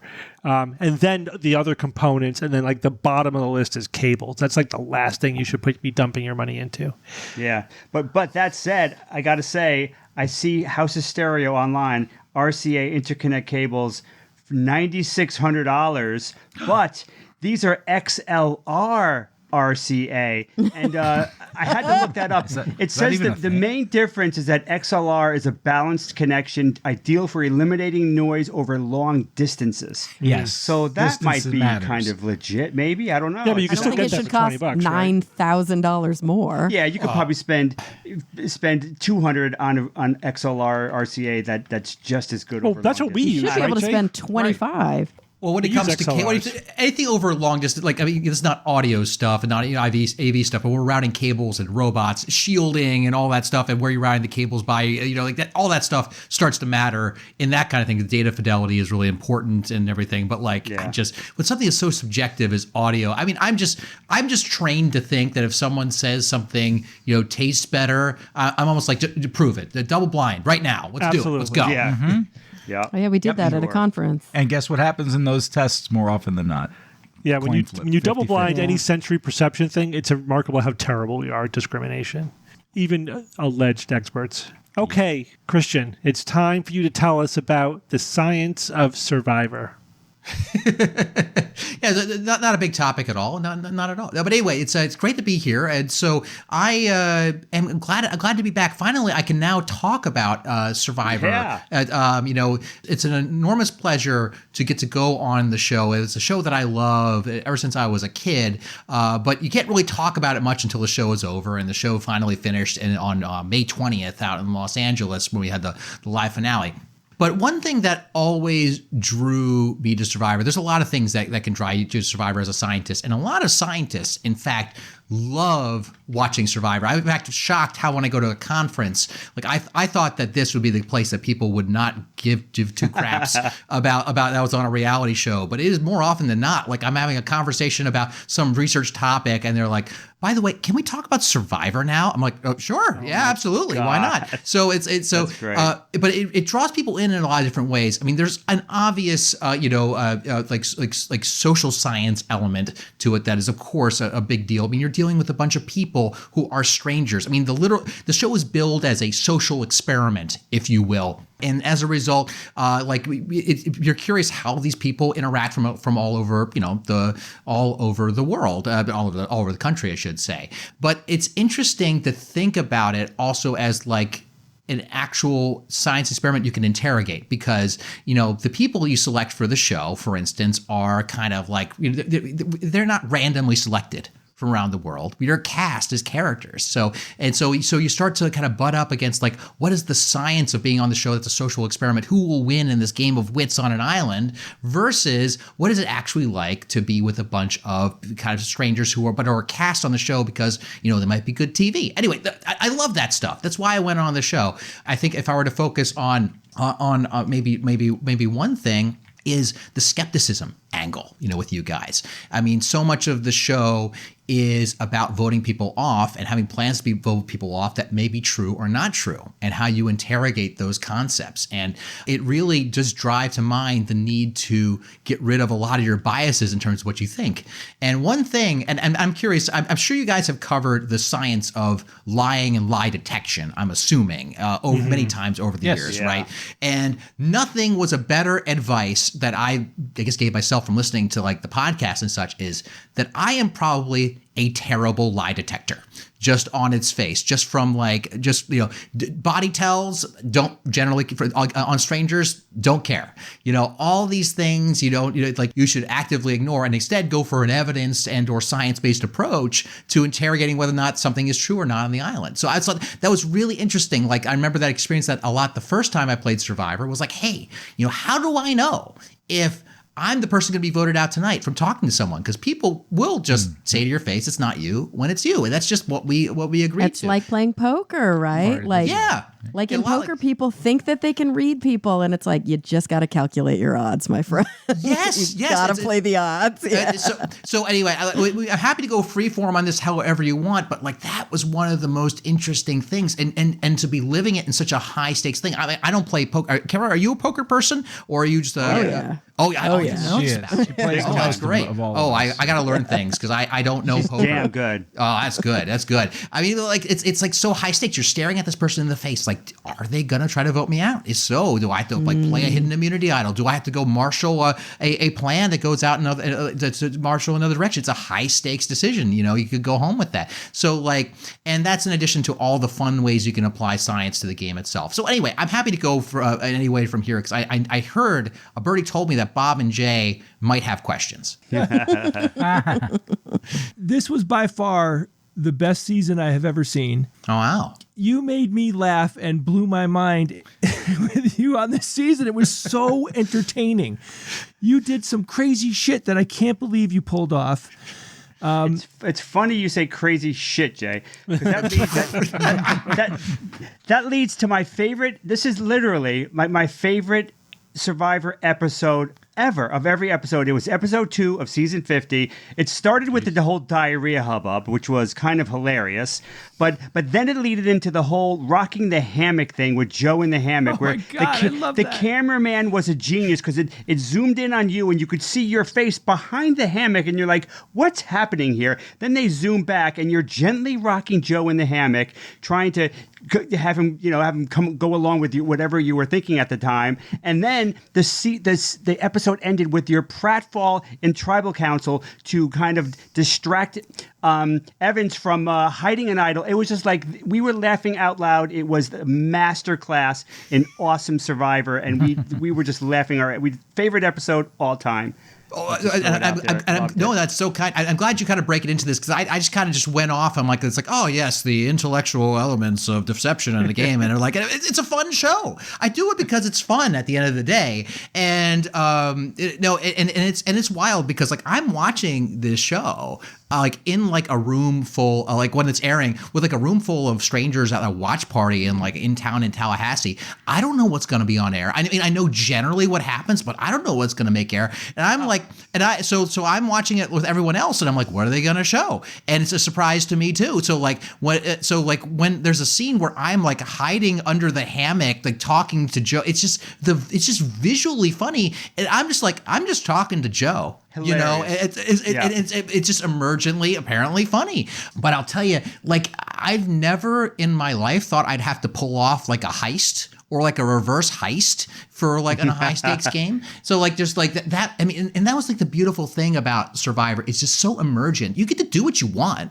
There's no like playbook really of what to do. So for those who didn't watch the episode, like me and my friend on the island, Rick, we had this idea we're gonna hide like a fake advantage at the tribal council where people vote each other off. This has never been done before, and it was Rick's idea. Yep. And he was like, and I was like, that's brilliant. It's brilliant. You can use this as a bluff at a future tribal council and things like that. Rick, that's brilliant. But he's like, I need a distraction. So I'm like, well, I got an idea. And I was like, why don't I just fall flat on my face in front of everyone, and then that will get everyone's attention. And sure enough, it did. It gave him enough time to sneak this fake idol that he made into behind a rock in tribal council. And the idea was like, this is great because now we have this trick that up our sleeves that we can pull if we ever think we're in trouble. We can say, hey, look what we found at tribal council. We're going to be safe tonight. It's a lie. But who would think? It's like a magic trick, you know. And honestly, one thing I learned, it's like there's a lot of overlap between skepticism and like magic acts. I mean, and I feel like magicians would say like, you got to do more effort than people would think the trick is worth. Like who would think you'll go through all the effort to set up a fake pratfall at tribal council and put that there? No one would believe that, right? And that's what made it an effective trick. The only, and we had an agreement that if we were ever at a tribal council, if any one of us felt we need it, we would go grab it, which is great because then we were promptly swapped onto different tribes. And I was going to tribal council and he wasn't. Only problem, he didn't tell me where he hid the damn thing. So I was like, I'd be at tribal council. I'm like looking around, where the hell did he hide this fake idol? I mean, I don't think I need it. Oh my God. Great. So It's funny. wild. It's funny that because you get the sense that even though you guys have a lot of time to talk to each other, that conversations as an audience member that I would expect to be happening sometimes don't seem to happen. And I always say to myself, well, that's because of a shitty edit. Like they're telling us a story and not showing us like total reality. Is that true? No. Your first instinct is right. It's shocking how few conversations happen, which you might think is crazy because literally we're on an island for like about a month, right? It's like, oh, you got to be bored talking with people. It's like, well, in order to have a private conversation with someone, it's inherently suspicious. You have to find an excuse to get away with them, and you got to make sure you cover all the topics. Like there was literally a point where I wanted to tell Emily on the island about this kind of fake cover story about an idol that was found, and I wanted to tell her because I suspected we'd be swapping tribes soon. I wanted to give her information, and I never got a chance to pull her away alone because you don't want to be like pulling people away alone in front of other people. And like I managed to get one person, but not Emily, so I ended up having to whisper it to her on like right before we swapped while we were like at what would look like a challenge, and she was confused. So it created all this crazy confusion. It all worked out fine in the end. But like, it's shocking. Like people say, why didn't you, people will say to you, it's like, hey, why didn't you go talk to that person sooner? And it's like, you actually a lot of times don't have the opportunity. I don't know. Do you all play like social deduction games like Werewolf? Or, Absolutely. I love my favorite is Blood on the Clock Tower. That's a fantastic game. That's a bucket of fun. They play that at Dragon Con. That's where I am in the evenings. And it's like imagine Werewolf or Mafia, but if the rules were incomprehensibly complicated. I'm like, that's my jam. That's my jam. But like in those moments, if you are pulling aside someone for a chat and it's your fellow like evil player in those games, it's suspicious. And it's very much that same dynamic. So that, Jay, you're absolutely right that sometimes you don't have the time for that conversation. It seems counterintuitive because you're out there for a month. Christian, there's a thing that happens and it's when you get voted off, right? This is something that we've seen so many times, and I never got to real information on this. So you get voted off. You walk down some ramp, you take your goodbye video, and then what happens? So afterwards, they hop you on a speedboat and they take you back to a resort, and they call it Ponderosa. Okay, where you ponder. Okay, and that's where everyone else who has been voted off is there waiting for you, assuming you're all in the same phase of the game. There's sort of two phases of the game: the early phase where people go there and then like they're sequestered off, and then if you make it far enough to the end, you're on the jury who ultimately votes to decide who wins the $1 million. So I got to be on the jury both of these times, and so I got to be with the other jurors at Ponderosa, and so we're and you show and on the speedboat home, they hand you a menu. And I remember my first season, they hand me the menu. I was like, oh my goodness, what am I going to order? What do I choose?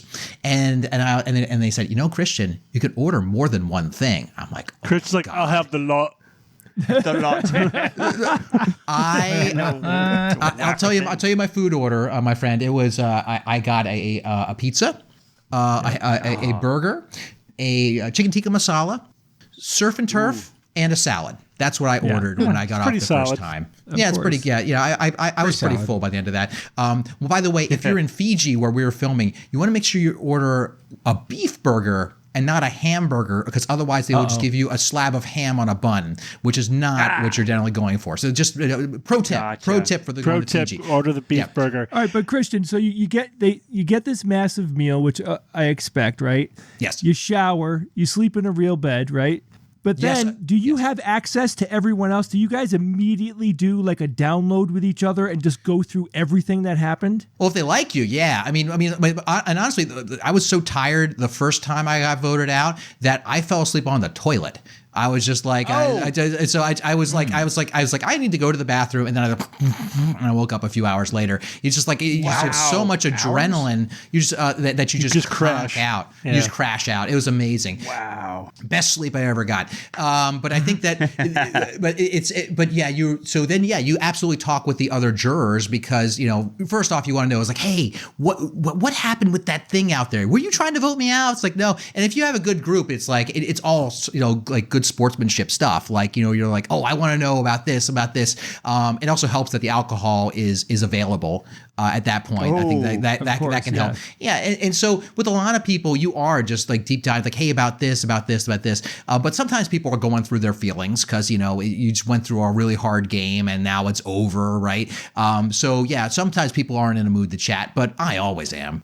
Christian, what surprised you the most about the whole process? The way the show was produced, the way it's played, the other players? Most of it, I was like, wow, this makes sense. I mean, I think what you got to understand, and I think that how would you, if you're at a challenge and you have 20 people running around, how would you get the coverage of all the shots of all those people? Well, you set up a wall of cameras out of frame to make sure you zoom in and get the shot of everyone. There's probably a camera for every person that's out running around the challenge. Yeah. It's incredible. And there's they'll just randomly slap GoPros in the middle of the challenge, so when you're running over it, you'll get some like low angle shot of you running over this sort of thing. So I'm like, it is an incredible amount of effort, which it makes sense as soon as you do it. But the thing that I was most surprising was how incredible like the mobile camera team is around camp.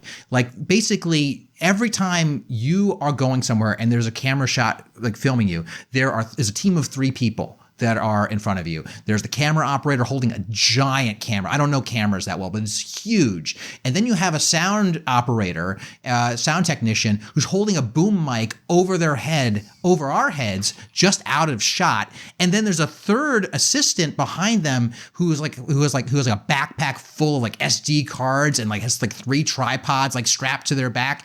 And so if you're walking down a pathway, they are walking backwards in front of you.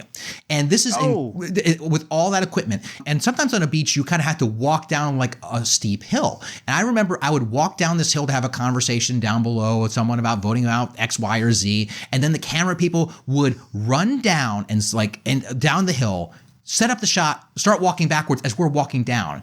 And I remember I said, oh, shoot, I forgot something back up at camp. And I went to go walk back up the hill, and the camera guys, all 3 of them, just zipped up right up the hill again to with all their equipment to point the camera down at me while coming up. I'm like, I was like, how did they do this? And they're like, hey, you realize in their spare time, these camera operators like hike Mount Kilimanjaro. Like that's what they do. Yep. They are that fit. So it's just the sheer amount of effort that they put in to get the shot. I'm like, that's incredible, to the point where like there was one time I was trying to have a private conversation out in the water, and because the water sound carries well over water. Yeah. I went really far with this young woman to talk with her out in the water, and I started to have this conversation out by the reef, and all of a sudden I hear psst.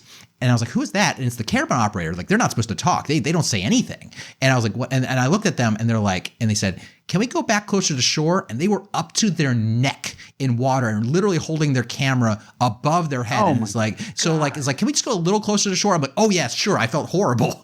Just like that's the extent they will go to get the shot. It's incredible. It make it hard to sneak off if you have like a cameraman going with you? So you can coordinate with them. They're very good at trying to not blow up your game.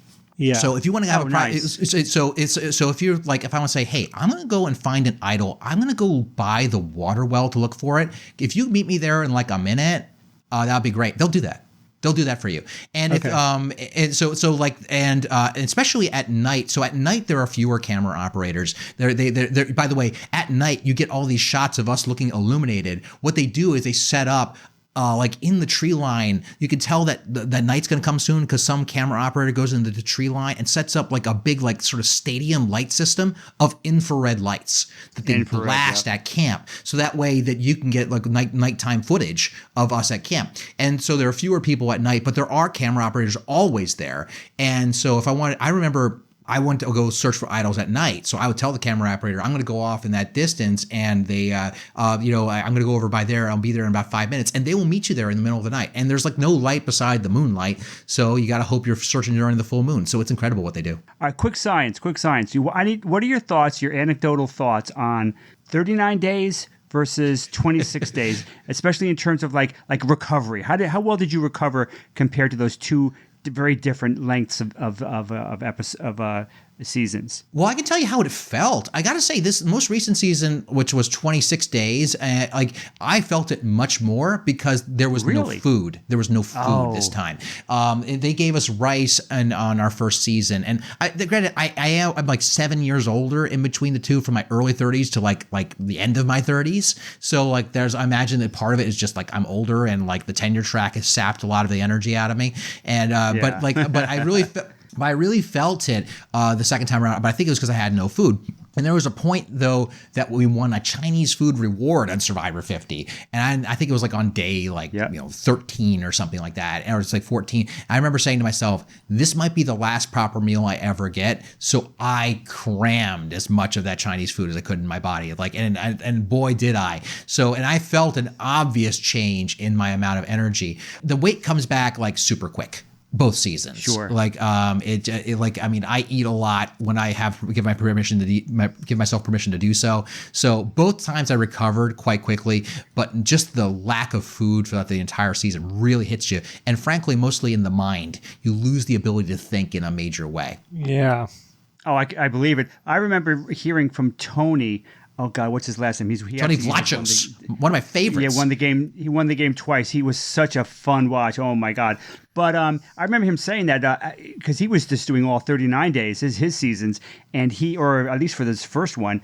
And he would say that I can't get back the muscle that I lost, because to me, that's one of the biggest problems with actually doing this for 39 days is losing this hard-earned muscle. And you're like, oh man, it's gone. I got to earn it back. And he was like, I'm not getting my muscle back. It's just like... Yeah, I lost 15 pounds both times, and one time I was there for 35 days. One time I was there for 18 days. So that's what I lost. Now, losing a lot of muscle mass, I wish I could be so lucky to have that muscle mass to lose. But such is life. When you start the game, did you have like a really well thought out strategy? Because I really felt like you were really working the angles this time. Like, you learned a lot from your first experience. I don't know, it's probably me overlaying a lot, but like, what did you walk into the game with, and what was your overall strategy?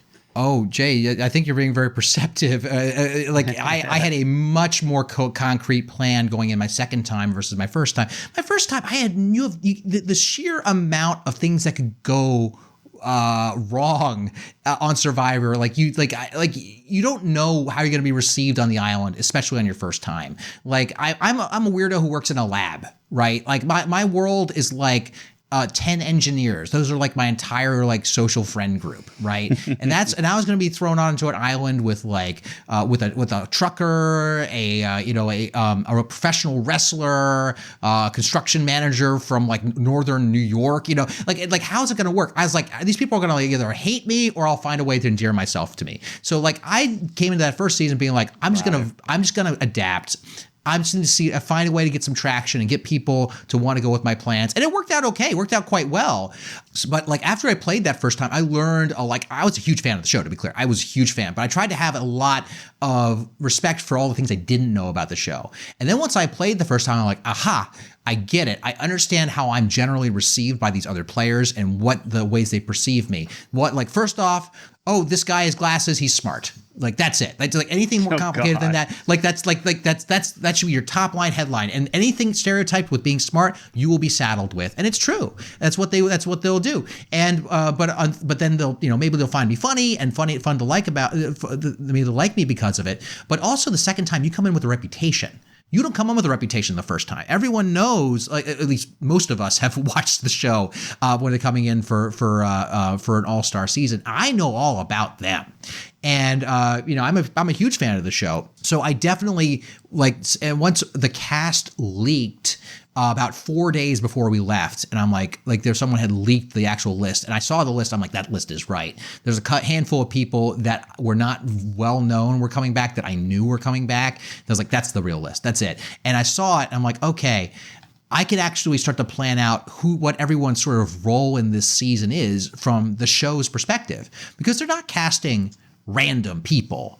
They're casting characters. They're casting people with roles on a television show that's a competition show about Survivor. We all sort of fill different roles, and I've seen these people. I know what production probably sees in them, and they psychologically profile us to death. I mean, they probably have a better idea of how we're going to do on the island than we do. Individually. And so if you have I felt like I had to have the humility to be like, what does production want me there for? They want me to, I think they want me to be a storyteller. They want me to be, a comic relief. Yeah. And so that's what they want me there for. It's not because they necessarily think that I'm going to win all the challenges or even necessarily be like the hero of the season, although I wouldn't throw that off the table. But I'm there for this role, and all these other people, they have a role in mind for them. Now, what happens on the island happens. They don't change that. But knowing our tendencies and being able to plan before you get there, that was crazy different, man. Crazy. And you actually made specific comments on the show this season about being a storyteller and how important being a storyteller is. So you actually mentioned that. I remember one of the tribal councils that's really a good way to think about it. It's an important part.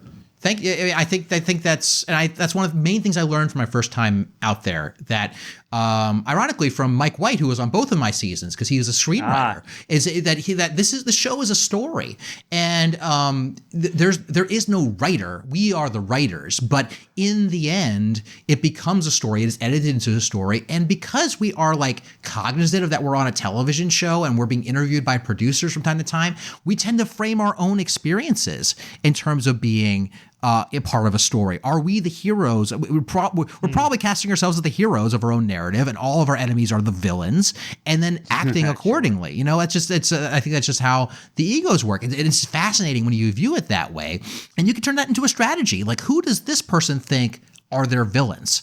Or can you be their sidekick and therefore not a threat to them?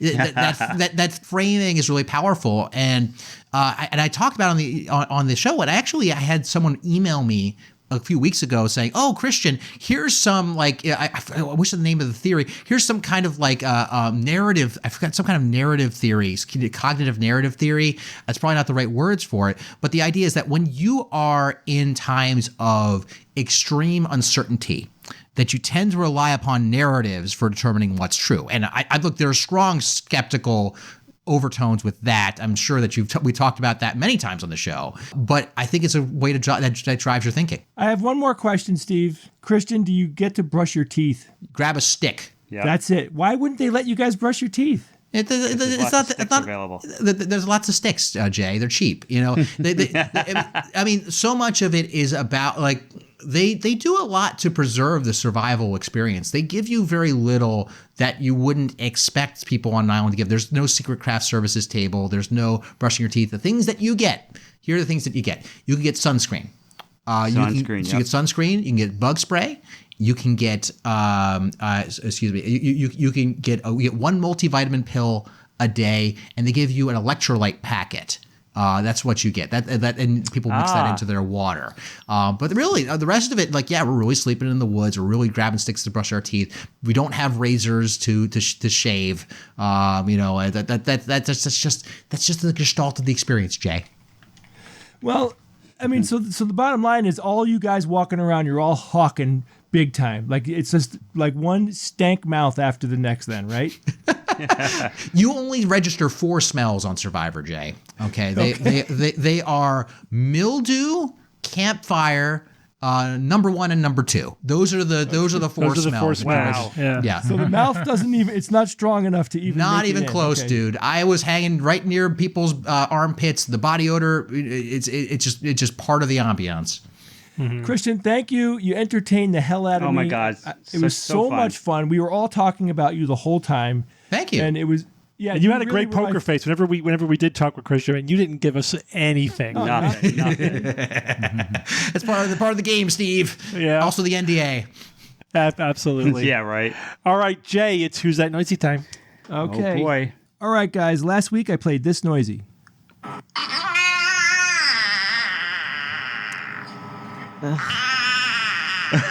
I care. I hate I it. don't care what it is. I like Kara's noise better. Oh my God. No. Do not like It's it. so funny how there is now like a thing in my brain, like what will Kara think every time I get one. Okay, we have a listener named Emma who wrote in and said, "Hi Jay, love the show. My guest for this week's noisy is the sound of a plant leaf. If you take a long, thin leaf, hold it taut between your fingers, and then pull your finger up along its length, it creates a squeaky, squealing sound that I think could be a match." That's what I was taught. Yeah. So, Hi-oh. does anybody here like you know what this is? Have you ever done it? Yeah. Yes. You can also Does it blow make that- across it and create a similar noise, like a kazoo noise, you know. I've done the kazoo thing. I don't really know what this is. I'll have to look up a video to see what's up with that. So I don't know if it sounds like it, but thank you. That was a very fun guess. Next listener is Kathy Taylor. Kathy, if you guys remember, we met Kathy and her husband because their son was a huge fan of ours at the extravaganza, and he also is a fan of Who's That Noisy, and he's won 2 Who's That Noisies. His name is Finn. So Oh, Finn was on stage. yes, Evan pulled Finn up on stage with us, and he made. We shouldn't give it away because people haven't seen this bit, but there was a bit. Yeah, don't where give it away. Just say that he's a very good artist. He's a very good Yeah. artist. And thank you. Yeah, for he that. was good, That was a man. One lot of the best fun. ones we've ever had. Yeah. So when these guys write in, they write in as a family. So Sam, the husband, he doesn't think it's an animal. His guess is it's a metal detector. Finn, again, who's 13, he thinks it's some kind of cat. And Kathy, who is the mom, who is the person that sends me these emails, said, "I feel like I can hear a breath at the end of each squeal. I'm going to guess it's someone blowing into a duck call." Whack. I thought that was a good guess, the duck call guess. So we had no winner, guys. There was no winner. It I think sounds this like one a was baby really hard. crying to me. It was me on Like episode 2. like a baby. All right, let's hear it again. Let me just give you guys one last chance.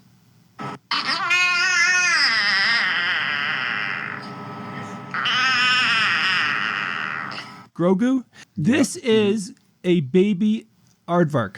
Oh. Baby art Oh card. my God. Oh. I believe this one is named Womble. You better have gotten that right, Jay. They're going to be really upset.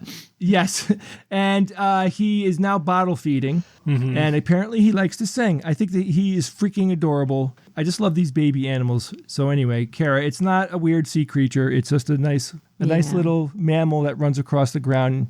He eats ants, has a very good attitude. I just love it. You got to see this. I just think when babies cry, it's triggering to me. Oh, it absolutely is triggering. Yeah, I don't know how many people, like, clearly there's a very human-like baby yeah. sound There's in that isn't it aardvark. supposed to? Yeah, it is. Like, there's an evolutionary reason for that. Like, hey, pay attention. This is important. Right, exactly. I don't want to. Don't want to. Yeah, once you have kids too, once that module turns on in your brain, like when you hear a baby cry, you hear a baby cry. Like it is like a giant exclamation point in your perception. Oh, man. Anyway, I think it happens to everybody. I think it's whether or not it gives you a good protective feeling or a reactive feeling. I think that's the difference. yeah, Christian, you mentioned your son several times on Survivor. So how old's your son now? He's now 13 months. I remember I took him to a seminar one time, Kara, and he was very quiet. He was very good. He did one little peep, and I could tell with the parents who looked around with alarm, when they looked around. Just like I was like, I'm sorry, we'll get back to the seminar. Right. Does he sound anything like Womble, Christian? I thought he was Womble for a moment there. It was uncanny. Oh, Jay, don't do that to me. All right, I got a new noisy for you guys this week. It was sent in by a listener named Tom Lay, and he said it's pronounced Tom Lee. Jay! Because I'm just looking Tommy through the Lee? email real quick that he sent me. I just love how you read that. Tom Lay, who pronounces his name Tom Lee. Next Tuesday's meeting will be on Thursday instead of Wednesday. Okay. All right. Evan, I dedicate this one to you. Thank you. And here it is.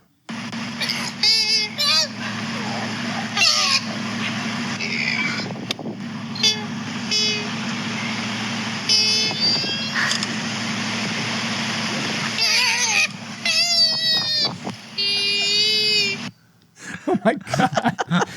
What's happening is people are hearing the ones I'm playing, and then for some reason, they're like finding other sounds that sound like this, and they're sending them into me. I can't resist noisies like this. They just tickle me. Anyway, if you think you know this week's noisy or you heard something cool, you email me at wtn@theskepticsguide.org. That is the only address that you could send me a file. You can't send me a file through the website, even though you could submit a Who's That Noisy via the website. So if you want to send me a sound or anything, you got to go to wtn@theskepticsguide.org. Steve, Madison, Wisconsin is done.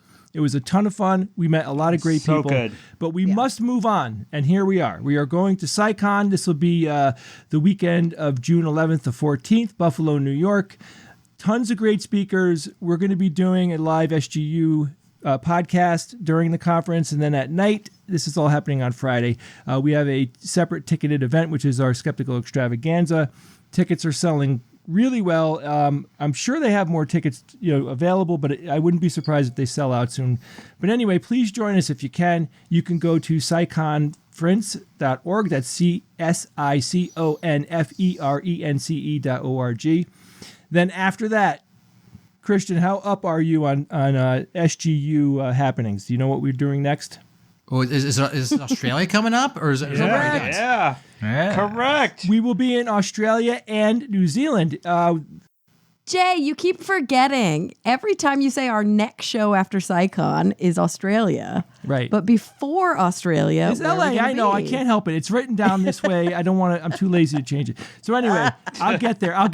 So you His can name also, is pronounced Lay. Thank you, Christian.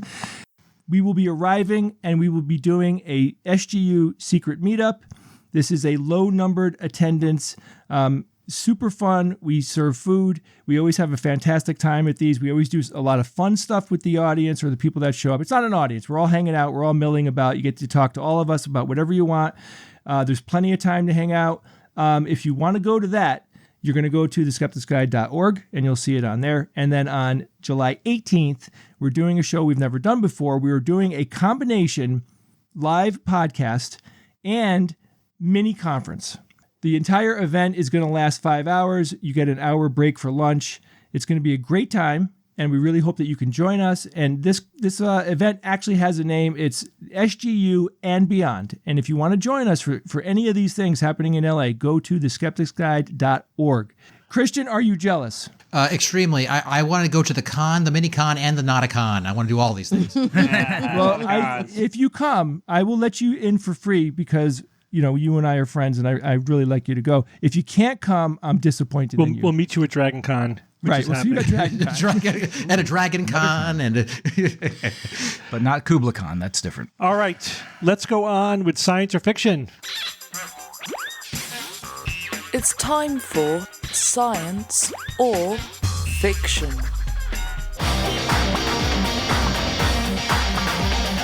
Each week, I come up with 3 science news items or facts, 2 real and 1 fake. Then I challenge my panel of skeptics to tell me which one is the fake.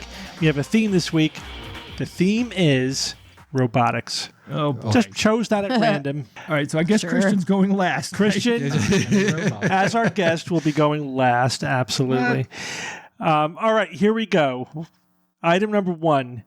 Hitchbot was a 2014 experiment in which a friendly chatting robot successfully hitchhiked across Canada, Germany, and the Netherlands, but then was destroyed 3 weeks into hitching across the United States. All right, number 2.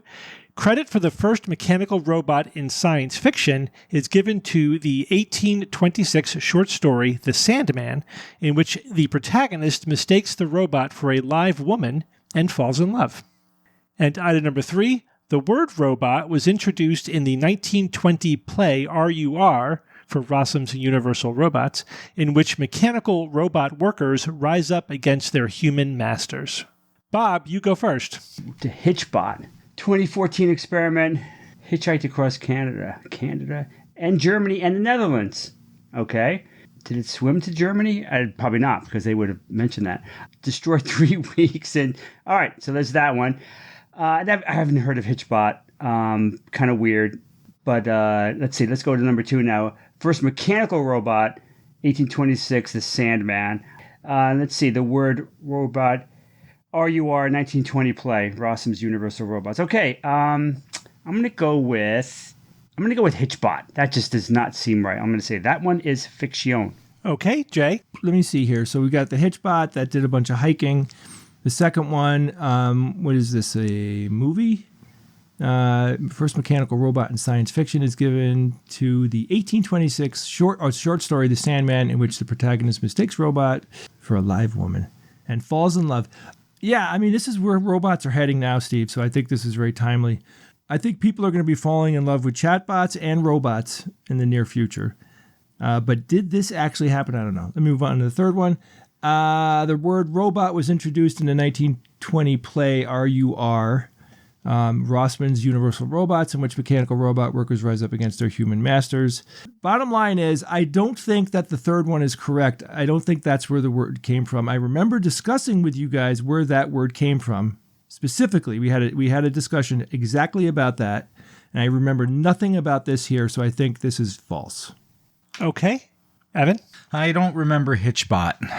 We didn't cover it on the show, unless I am having a bad situation with my memory, but we did not. It probably was a thing, but I don't know. These other qualifiers, did it really hit all these countries? Was it really destroyed 3 weeks into the U.S.? I don't know. Hey, that could be wrong. The second one about credit for the first mechanical robot in science fiction given to the 1826 short story. That's exactly 200 years ago. I don't know. 200, it's kind of a perfect number. 200. Almost. And then the last one about robot introduced in the 1920 play RUR, and something like that strikes a chord as familiar. It was Czechoslovakia. I could have sworn, but would that have been that play? Czechoslovakia, a Czech word, robotnik. I don't know. Should I go with Bob? Bob, should I go with you? How confident are you? How you feeling? Not at all. I don't know. Somebody talking to me? Wow. Wow. Which attention is that? We talked about that earlier in the show.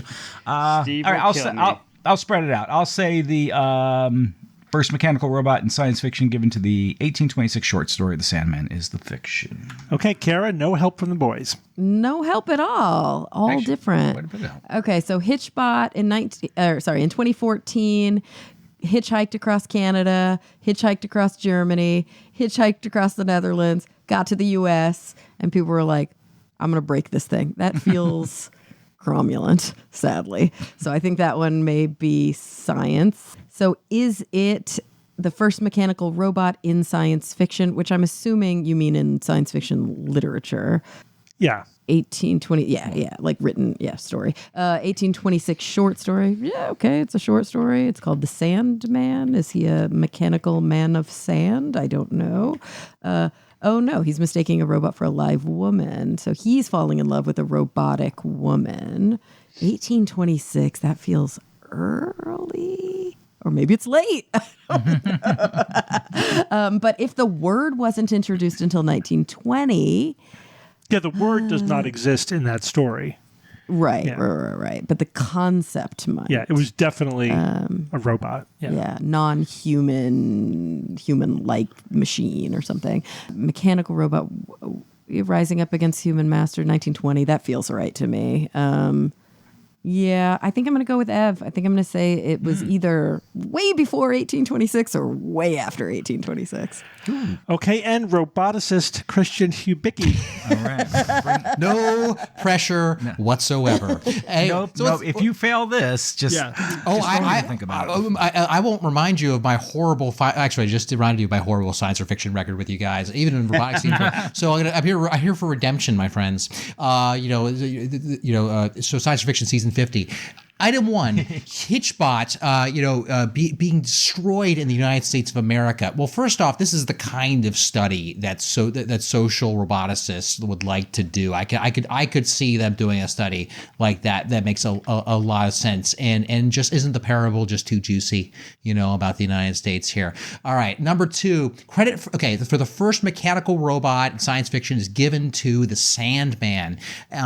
This is always dangerous because the definition of robot is so hopelessly broad. So I understand that the word credit is given is doing some heavy lifting there, but like robots, people will define robots as incredibly broad things.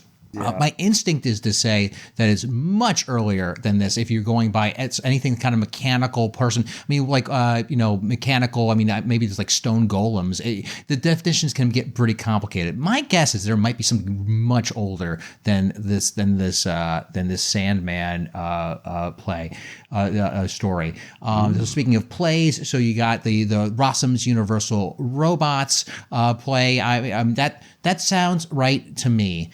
And I will say that some of these answers were in the talk that I know that Jay and Bob attended in my 2024 DragonCon talk. So if they got it wrong, I judge you. So I'm going with number 2. Number 2, Mr. Ooh, really? Christian. Oh, yay, Evan. Sand. All right. I guess they were spread out, so I could take these in order. Number 1, Hitchbot was a 2014 experiment in which a friendly chatting robot successfully hitchhiked across Canada, Germany, and the Netherlands, but then was destroyed 3 weeks into hitching across the U.S. Bob, you think this one is the fiction. Everyone else thinks this one is science, and this one is science. This happened. Yeah. This is, Christian, you're correct more about this. Did you know about this? This is more of a social experiment. Oh, yeah, I know where it was destroyed. Oh gosh, does it have a plaque or something there? So brotherly love doesn't love robots so much, let's just say. Oh, well, it's not a brother. So this robot was completely helpless. It couldn't move on its own. It had like noodle arms and legs. The idea was, but it could talk, and so it's basically just a chatbot, in a friendly looking but completely helpless and inoffensive and non-threatening, kind of robot. And the question is, would people help it? And It didn't even have like a thumb to like flag him down? No, couldn't move at all. And yeah, so the experiment showed that most people were really enthusiastic about talking with it and helping it and picking it up and putting it in their car and driving it to where it wanted to go, and et cetera, et cetera. And so it managed to make its way across Canada, Germany, Netherlands. Then they started in Boston. 3 weeks later, it found its way to Philadelphia, and then they lost contact with it, and it was destroyed. Now, the authors Shocker. are careful Didn't see to that coming. caution against over-interpreting this study, because the simple narrative here is, Canadians or whatever are nice, and Europeans and you people in the U.S. are mean, We destroy things. Yeah. But they point out, listen, we do. there was 1,000 interactions with people before it got destroyed. All it takes is just one asshole to destroy it. Yeah, you know what I mean? And so you can't But it only lasted 3 weeks that was in the United States. it was inevitable that somebody would destroy this thing. The corridor between Boston and Philadelphia, that's a heavily, densely populated region of this country. But again, it had 1,000 interactions with Americans before that one, whatever group or individual, vandalized Oh, it. with Americans, not in total. No, that was just in America. It had thousands of other ones in Canada, Germany, and the Netherlands. Yeah. So don't fall to. It's a very tempting narrative, but it doesn't necessarily say anything about the differences between these countries, right? It doesn't necessarily say that, but it also doesn't necessarily not say it either. It is equally It's telling us equally. It's not telling us just as much as it's telling us. Well, I don't know if about that's true. America. Because again, 1,000 people 'Cause were there's nice no to way it to know. in the U.S. And only, And 1,000 people were nice to it in the Netherlands, I know. and nobody killed it there. yeah, but it only takes one person. I know. All right. I'm just Have saying. they considered it was there's no self-defense? way to know. It was like self-defense. It's 50-50. You know, Interesting. yeah, this is a stand your ground state, perhaps. It's stand your ground. Hitchcock got a little too close. He was threatening me. All right, let's go on. Credit for the first mechanical robot in science fiction is given to the 1826 short story The Sandman, in which the protagonist mistakes the robot for a live woman and falls in love. Evan, Kara, and Christian all think this one is the fiction. Bob and Jay think this one is science. Jay is still alive, hanging on to number 3. And this one is science. Solo win for Jay. Wow, go Jay. So, Christian, you're right. Like, these words are very specific, and just the word robot could have a lot of definition, but it has to be mechanical. Yeah. It has to be in science fiction. So, not folklore, not magic, not in religion or whatever.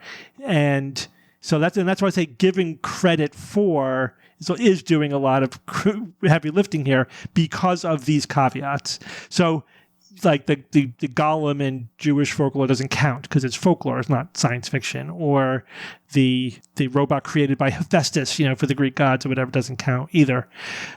So this is generally considered to be the first robot in science fiction for that reason. Wow. I read the story. It's crazy. It's like, it's amazing. But yeah, the inventor passes the robot off as his daughter, and the protagonist, falls in love with her, although he thought it was strange that her gaze was fixed and she wasn't really that reactive. But still, she was realistic enough for him to think that she was beautiful and for him to fall in love with her. It's a tragic story as well, but it's interesting if you want to read it. The Sandman. Well, I'm more interested to hear as the number 3 is the fiction, because number 3 is passed around in robotics lore constantly with very similar language to that. What little thing did you find now, Steve, to make RUR? That's everybody effing says RUR is first. So the word robot. Wikipedia says it. All right, so that out. All right. Yeah, Steve. Get ready to be pissed off at me. The word robot. Too late. Hang on. Hang on. So item number 3, the word robot was introduced in the 1920 play RUR, Rossum's Universal Robot, in which mechanical robot workers rise up against their human masters. Jay, you think this one is the fiction, and this is the fiction, but you're for the wrong reason that you stated, Jay. This is the work in which the word robot was introduced. Evan's correct. This was Czech writer Karel Čapek. One little nuance there was that his brother thought of the word, but it was introduced in the 1920 play. So what's the word in my description here that is completely wrong? And rise up. Mechanical. Mechanical. They weren't freaking robots. They were synths. They were biological constructs. They were not robots. Jesus. Kind of like pea zombies are not real zombies. Kind of like that. They were people. They were artificial people. They're people. They were not what you would think of as a robot, really. Right? That's why at the end of the play, they two of them fall in love, and with the implication is that they now can reproduce. Because they couldn't reproduce prior to that. I'm reading about this. They're forced laborers. Yeah, they're just forced. They're forced slaves. That's where the word comes from. Yeah, they're more like slaves than they are what we would think of as a robot. But that's a common misconception, which is why it made a great fiction. Jesus. Biological androids. They're biological androids. They are not mechanical robots. Yeah, the word comes from worker. It means slave. Yeah, worker. How the hell did I miss that important effing nuance? I thought he was just giving a gimme to get rid of one of them, but no, man. No. Right? Stevie's tricky. I didn't even think about that one because it was like, of course, RUR is Universal Robot. Duh. That's easy. You all tried. You all gave it your best. And I'm proud of you guys. I am proud of all of you. And, Christian, you're included in this. I have respect. You just didn't get over the hump this time. It's okay. All right, good practice. Now give us the real ones, Steve. All right. Evan, give us a quote. If a black cat crosses your path, it signifies that the animal is going somewhere. Groucho Marx. And nothing else. He was like it. great. Oh, I man. like it. He told it That's like good. he told it like it is. He always did. Plus, I wanted to echo back to my earlier Groucho Marx reference in the episode, so I kind of tied it all together here. Yeah, there was kind of a tradition of skepticism back then that was like people who were like realists, you know what I mean? That they were skeptical, but because they realized that there's just so much nonsense and bullshit in the world. Like Mark Twain was like one of those people. Same, yes. And Was a Houdini in that sort of camp right at the Houdini was 100% in that Oh, camp. sure, absolutely. 100%. man. Don't believe the Hollywood fictionalization of his story. He was absolutely a skeptic. He was trying to Oh my God, debunk. a good one, man. Yeah, debunk Decent the Very good one. the seance people who were doing bad magic and passing it off as spirits, No, absolutely. Well, Christian, it's been a hoot having you on the show. Yeah, we loved it. Thank you very much for having me. It was a great You time. survived. No, it's a not good the time. cyber fiction, not the science or fiction, but in general, corporeally. It's quite an honor to lose in science or fiction. So you should be very proud Is of it, yourself. Steve? Is it an honor? Really? Christian, It I could have be. a question for you. Go on, Jay. Is there anything, Christian? Is there anything that we can do now?